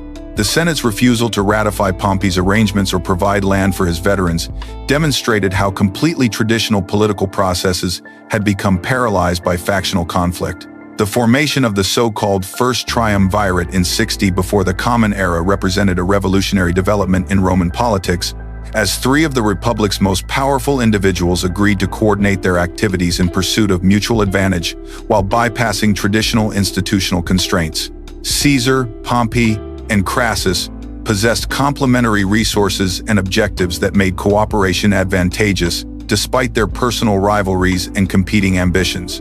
Caesar needed financial support and political backing for his consular campaign. Pompey required legislative approval for his eastern settlements and veteran land grants, while Crassus sought profitable commands that would enhance his military reputation and provide opportunities for further enrichment. The secret nature of the triumviral alliance reflected the participants' recognition that their cooperation violated republican principles of open debate and collective decision-making while concentrating power in private hands, rather than public institutions. The three men carefully concealed their agreement while maintaining public pretenses of normal political competition, using intermediaries and coded communications to coordinate their activities without revealing the extent of their collaboration. This deception proved remarkably effective, as most contemporaries remained unaware of the alliance's existence until its effects became undeniable through subsequent political developments. Caesar's consulship in 59, before the Common Era, demonstrated the triumvirate's ability to override constitutional opposition through a combination of popular support, financial resources, and organized intimidation that effectively eliminated senatorial influence over legislation. Caesar's colleague Marcus Bibulus attempted to obstruct triumviral measures through traditional means, including vetoes and religious objections, but found himself physically prevented from participating in public business through organized violence that confined him to his house for most of the year. The consulship became known as the Consulship of Julius and Caesar, as Bibulus's name disappeared from public documents and popular consciousness.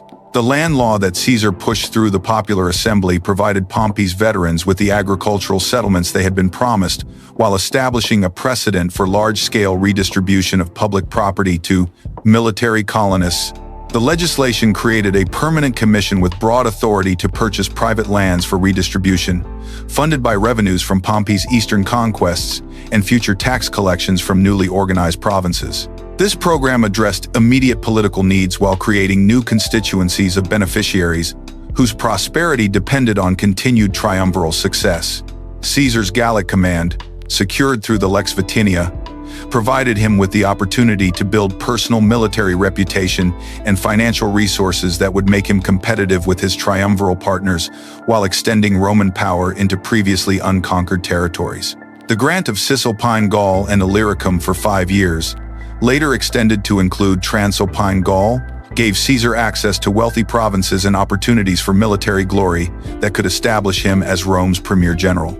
The extended duration of the command violated traditional limitations on provincial appointments while providing Caesar with the time necessary to conduct major campaigns and build veteran loyalty. The assassination of Julius Caesar on the Ides of March 44, before the Common Era, created an immediate power vacuum that threatened to plunge Rome into another devastating civil war. The conspirators, led by Marcus Junius Brutus and Gaius Cassius, had eliminated the Republic's most powerful individual, but possessed no coherent plan for governing the empire Caesar had left behind. Their naive assumption that removing the dictator would automatically restore traditional republican government ignored the fundamental changes that decades of civil conflict had wrought in Roman society and politics. The urban plebs, who had benefited substantially from Caesar's populist policies, mourned their patron's death, while Caesar's veterans throughout Italy and the provinces remained loyal to their deceased commander's memory and expected his political heirs to honor promises of land grants and bonuses. Marcus Antonius, Caesar's most trusted lieutenant and fellow consul, initially appeared positioned to inherit the dictator's political legacy through his control of government machinery and access to public funds. Antony possessed considerable military experience from campaigns in Gaul and Egypt, maintained strong relationships with Caesar's veteran soldiers, and commanded the loyalty of urban masses who remembered his stirring funeral oration that had turned public opinion decisively against the assassins. His consulship provided legal authority for implementing policy changes, while his possession of Caesar's private papers and personal treasury gave him resources for rewarding supporters and funding military operations. However, the reading of Caesar's will revealed an unexpected complication that would fundamentally alter the post-assassination political landscape. The dictator had adopted his 18-year-old grandnephew Gaius Octavius as his son and principal heir, bequeathing to him not only enormous personal wealth, but also the politically invaluable name Caesar that commanded instant recognition and loyalty throughout the Roman world. The young man, who had become known to history as Augustus, possessed no military experience and minimal political connections, but his legal status as Caesar's son provided him with claims to leadership that Antony could not ignore or easily dismiss. Octavian's arrival in Rome, from his studies in Apollonia, demonstrated remarkable political sophistication for someone barely out of adolescence. Rather than deferring to Antony's seniority and experience, the young heir immediately began asserting his rights as Caesar's son, while building independent political support among groups that had benefited from the dictator's policies. Octavian's adoption of the name Gaius Julius Caesar, Octavianus, signaled his determination to claim his predecessor's full political inheritance, while his public promise to honor all of Caesar's commitments to veterans and citizens established him as a credible alternative to Antony's leadership.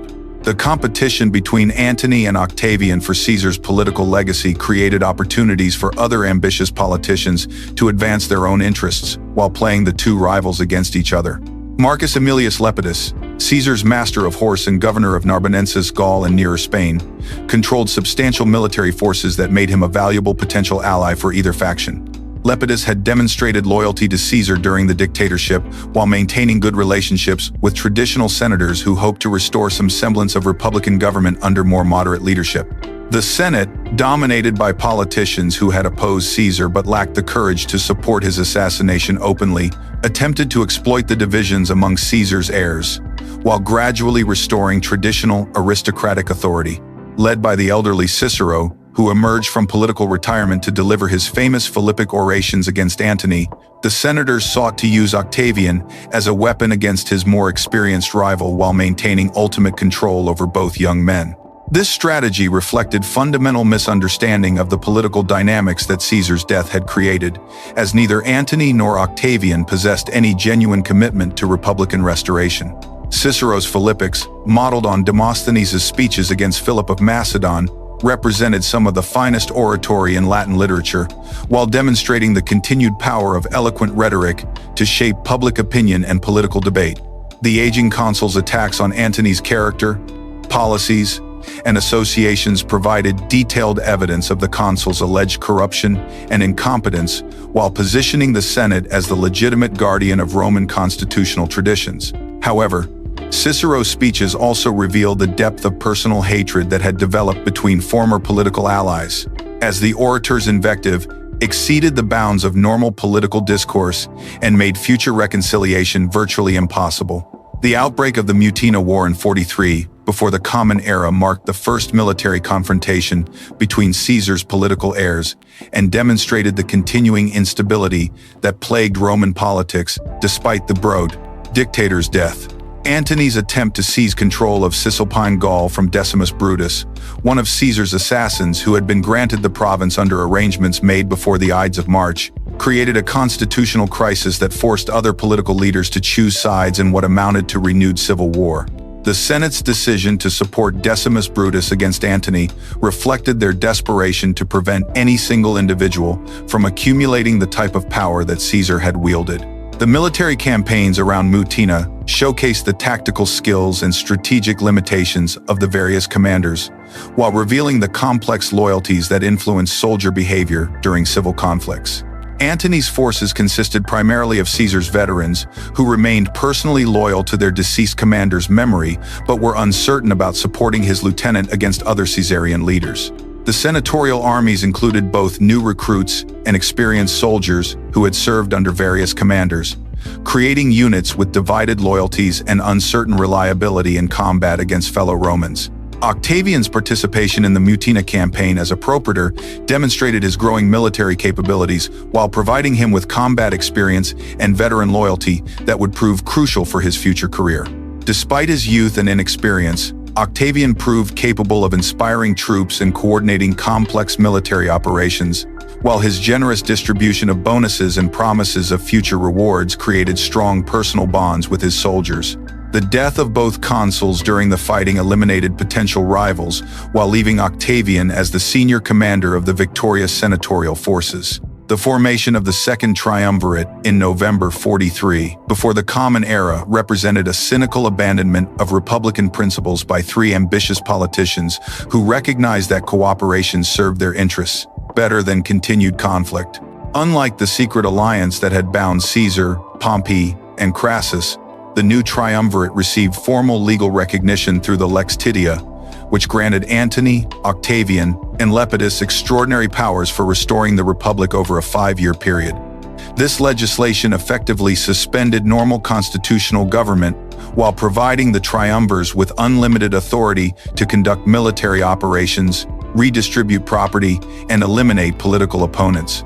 The proscription lists that the triumvirs published immediately after their alliance demonstrated their willingness to employ systematic terror as a tool of political control while generating the financial resources necessary for rewarding supporters and funding military operations. Unlike Sulla's earlier proscriptions, which had targeted primarily political enemies, the triumviral death lists included wealthy individuals whose only crime was possessing property that the triumvirs coveted for their own purposes.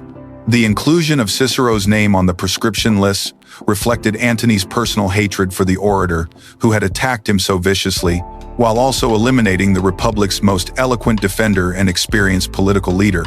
The murder of Cicero by centurions seeking the bounty on his head symbolized the complete breakdown of civilized political discourse and the triumph of naked force over legal procedures and constitutional traditions. The great orator's severed head and hands were displayed on the rostra where he had delivered his greatest speeches, while Antony's wife Fulvia allegedly stabbed the tongue that had spoken so eloquently against her husband with her hairpins. These gruesome details, whether historically accurate or legendary embellishments, captured the personal nature of political hatred that had replaced the collegial competition of earlier republican politics. The systematic confiscation of property from proscribed individuals and entire communities provided the triumvirs with enormous resources for maintaining their armies and implementing their political programs.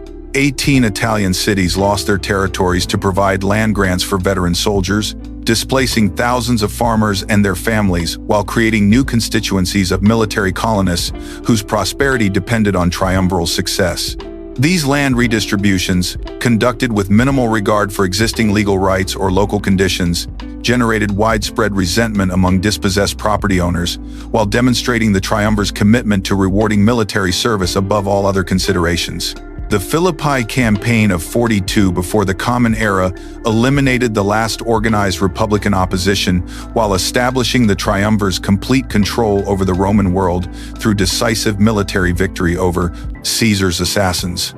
Brutus and Cassius had spent 2 years building substantial armies in the eastern provinces, recruiting legions from Roman garrisons and allied kingdoms, while accumulating the financial resources necessary for sustained military operations.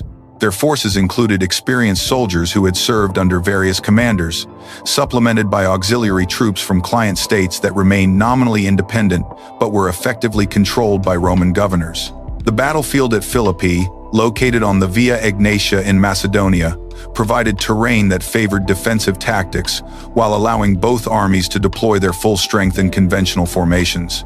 The Republican forces occupied strong positions on elevated ground that protected their flanks, while providing clear fields of fire for their artillery engines and missile troops. Brutus and Cassius had learned from previous civil war experiences, implementing careful security measures and maintaining disciplined formations that avoided the tactical errors that had doomed earlier opponents of triumviral forces. The two battles fought at Philippi within 20 days demonstrated the tactical evolution that had occurred in Roman military practice during decades of civil warfare. Both sides employed similar equipment, training, and organizational structures, making victory dependent on superior leadership, soldier morale, and tactical innovation rather than technological advantages or tactical innovation. The first battle saw Brutus defeating Octavian's forces, while Antony simultaneously crushed Cassius's army, creating a tactical stalemate that required a second engagement to determine the campaign's outcome. The decisive second battle resulted from Antony's superior understanding of soldier psychology and his ability to maintain unit cohesion during complex tactical maneuvers. While Brutus possessed theoretical military knowledge and personal courage, he lacked the practical experience with large-scale operations that Antony had gained during years of service under Caesar.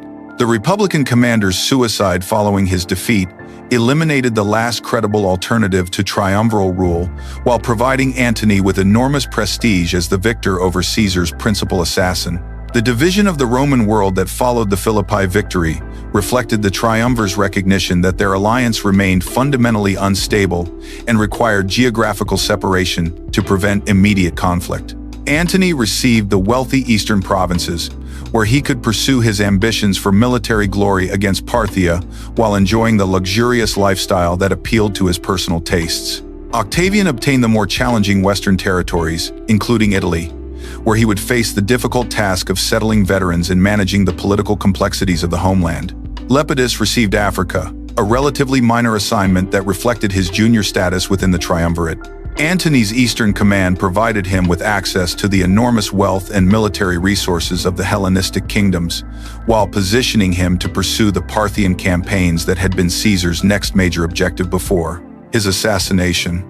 The eastern provinces generated substantial tax revenues that could fund military operations, while the region's Greek cities and royal courts offered the sophisticated cultural environment that appealed to Antony's intellectual interests and social preferences. His relationship with Cleopatra, the seventh of Egypt, which began during this period, combined personal attraction with practical political advantages that strengthened his position throughout the eastern Mediterranean. Cleopatra's alliance with Antony represented a calculated political decision by the Egyptian queen to secure her kingdom's independence while gaining access to Roman military protection against potential rivals and internal patient threats. The last Ptolemaic ruler possessed exceptional intelligence, linguistic abilities, and diplomatic skills that she had demonstrated during her earlier relationship with Julius Caesar. Her control over Egypt's vast agricultural wealth and strategic position, controlling eastern Mediterranean trade routes, made her a valuable ally for any Roman commander seeking to establish independent power in the region. The cultural and political significance of Antony's relationship with Cleopatra extended far beyond personal romance to encompass fundamental questions about Roman identity and the Republic's future development. Antony's adoption of Hellenistic royal customs, including elaborate court ceremonies and divine honors, violated traditional Roman values while suggesting that he intended to establish a monarchical system modeled on Eastern precedents rather than restoring republican government. His public acknowledgement of children by Cleopatra and his grants of territories to these offspring created dynastic arrangements that threatened Roman constitutional principles. The propaganda war that preceded the final confrontation between Antony and Octavian demonstrated the importance of public opinion and political legitimacy in determining the outcome of civil conflicts. Octavian's supporters portrayed their leader as the defender of traditional Roman values against Eastern decadence and foreign influence, while presenting Antony as a traitor who had abandoned his Roman identity in favor of Oriental luxury and monarchical ambitions. This campaign proved remarkably effective in Italy, where citizens were already suspicious of Eastern influences and concerned about the potential establishment of a foreign-dominated monarchy. The formal declaration of war against Cleopatra in 32 before the Common Era provided Octavian with legal justification for military action while avoiding the constitutional complications that would have resulted from direct warfare against a fellow Roman magistrate.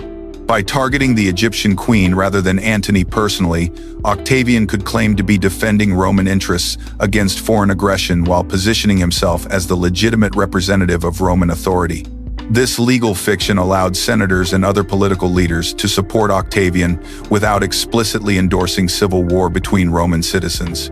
The military preparations for the Actium campaign demonstrated the enormous resources that both sides could mobilize for what would become the decisive confrontation of the late Republican period. Octavian's forces included approximately 80,000 infantry and 12,000 cavalry, drawn primarily from veteran legions that had served in the campaigns against Sextus Pompeius and in various pacification operations.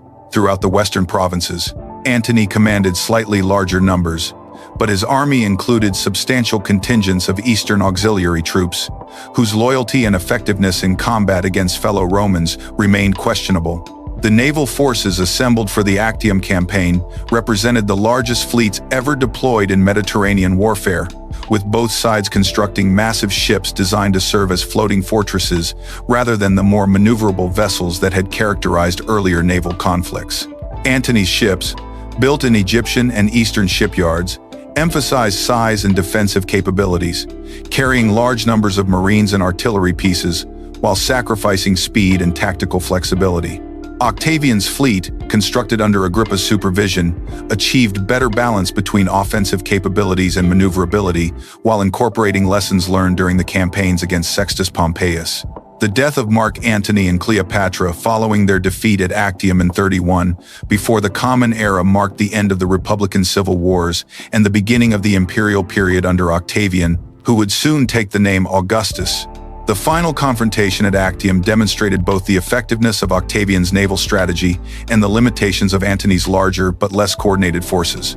Agrippa's innovative tactics, including the use of the Harpax grappling device, allowed Roman ships to engage enemy vessels more effectively while minimizing the risks associated with ramming attacks. The victory at Actium provided Octavian with complete control over the Roman world while eliminating the last major rival to his authority. His subsequent reorganization of the eastern provinces and careful management of the transition from republic to empire demonstrated the political sophistication that would characterize his long reign. The establishment of the Principate, a system that preserved republican forms while concentrating real power in the hands of a single individual, represented a brilliant compromise that addressed the republic's fundamental weaknesses while maintaining enough traditional institutions to ensure broad acceptance. Augustus's long reign from 27 before the Common Era to 14 of the Common Era transformed Rome from a war-torn republic into a stable and prosperous empire.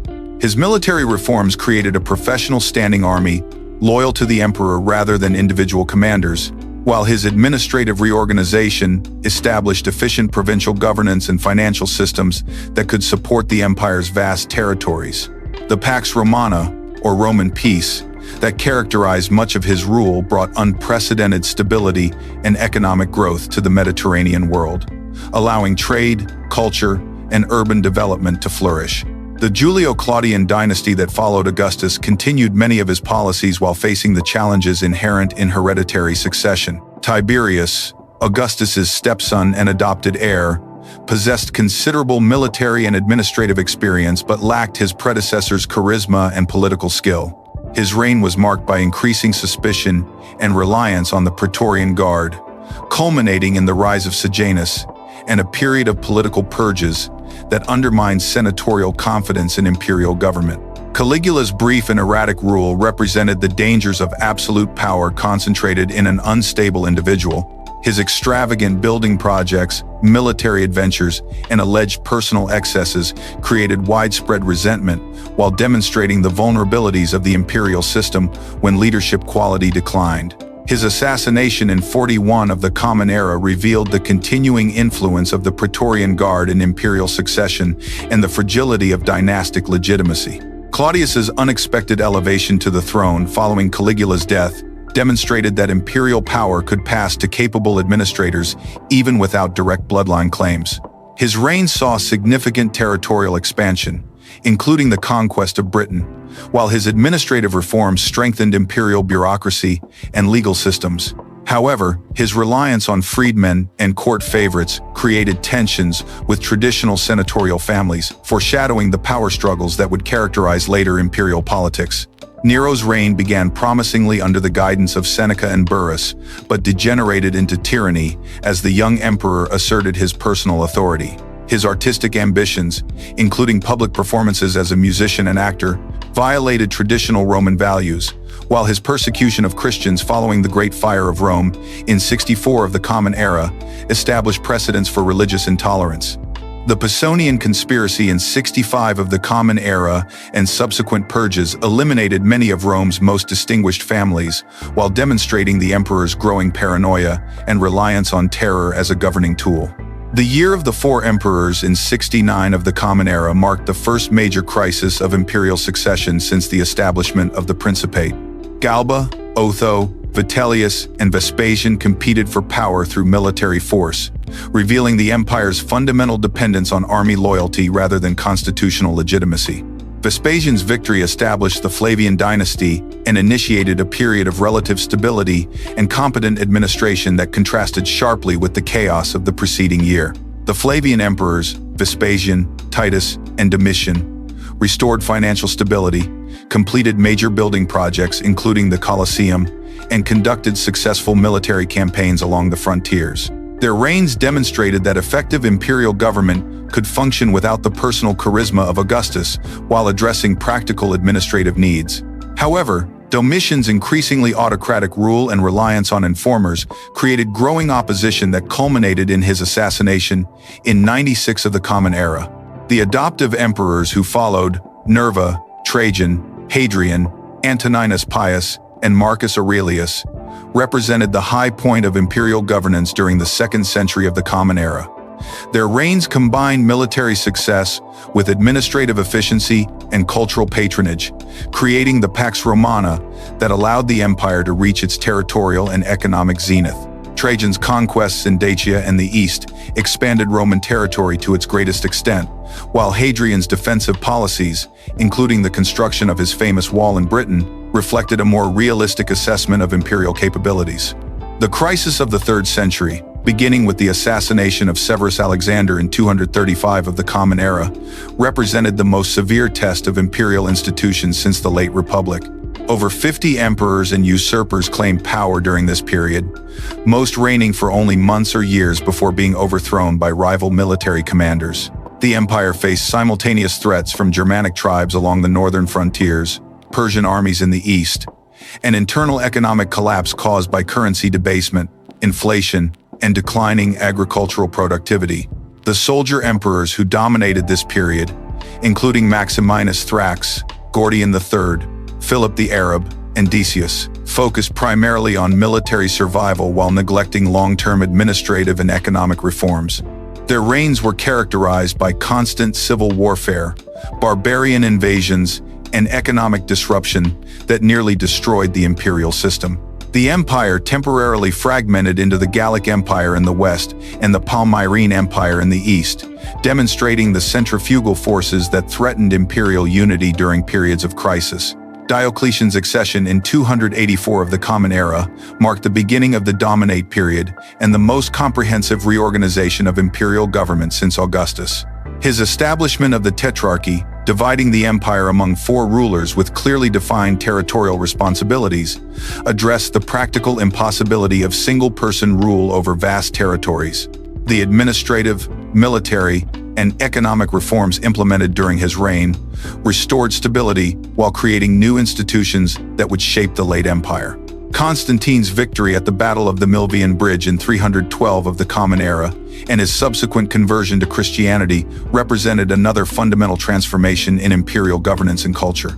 His foundation of Constantinople as a new Eastern capital and his support for Christian institutions established the framework for the Byzantine Empire while shifting the empire's center of gravity eastward. The Council of Nicaea in 325 of the Common Era, convened under Constantine's authority, established Orthodox Christian doctrine and demonstrated imperial involvement in religious affairs that would characterize Byzantine government. The permanent division of the empire between East and West following Theodosius I's death in 395 of the Common Era formalized the administrative separation that had been developing for decades. The Western Empire faced increasing pressure from barbarian migrations, while the Eastern Empire, with its stronger economy and more defensible geography, survived as the Byzantine Empire for nearly 1,000 years. The sack of Rome by Visigothic forces under Alaric in 410 of the Common Era shocked the Mediterranean world, symbolizing the Western Empire's declining power despite its continued nominal existence. Subsequent barbarian settlements, including the Vandal Kingdom in North Africa and the Ostrogothic Kingdom in Italy, gradually replaced Roman administration with Germanic political structures, while preserving many aspects of Roman law, culture, and urban life. The deposition of Romulus Augustulus by Odoacer in 476 of the Common Era is conventionally dated as the end of the Western Roman Empire. The Germanic general's decision to rule Italy as a nominal representative of the Eastern Emperor, rather than claiming imperial authority, directly reflected the continuing prestige of Roman legitimacy, even as actual power shifted to barbarian hands. However, this event marked the practical end of centralized Roman authority in the West, as the Eastern Empire continued under the name of Rome, while evolving into the distinct Byzantine civilization. The legacy of the Roman Empire extends far beyond its political boundaries and chronological span. Roman law provided the foundation for legal systems throughout Europe and influenced modern constitutional principles. The Latin language evolved into the Romance languages while continuing as the language of scholarship, law, and religion for centuries. Roman engineering achievements in roads, aqueducts, and architecture inspired later builders, while imperial administrative systems influenced medieval and modern governmental structures. The concept of citizenship, the principles of republican government, and the ideal of imperial unity shaped political thought for over 2 millennia. Roman literature, philosophy, and historical writing preserved classical knowledge while providing models for later writers. The empire's religious transformation from paganism to Christianity created the cultural and spiritual foundations of Western civilization, while its military organization and strategic concepts influenced warfare for centuries. The story of Rome demonstrates both the heights of human achievement and the inevitable challenges facing all political systems. From its humble beginnings on 7 hills to its transformation of the Mediterranean world, Rome created institutions and ideas that continue to shape our understanding of law, governance, culture, and human potential. Its rise and fall remind us that even the most powerful empires are ultimately human creations, subject to the same forces of ambition, innovation, conflict, and transformation that define all civilizations. And thus ends the full history of the Roman Empire, a story of extraordinary achievement, profound transformation, and enduring legacy that continues to illuminate our understanding of power, civilization, and the human condition. Tonight's story comes to an end here, but the past never truly goes silent. It lingers like a candle's last glow, whispering its warnings, its wonders, and its unanswered questions into the present. If this journey moved you, leave a like, subscribe to Ancient Luminaries, and tell me in the comments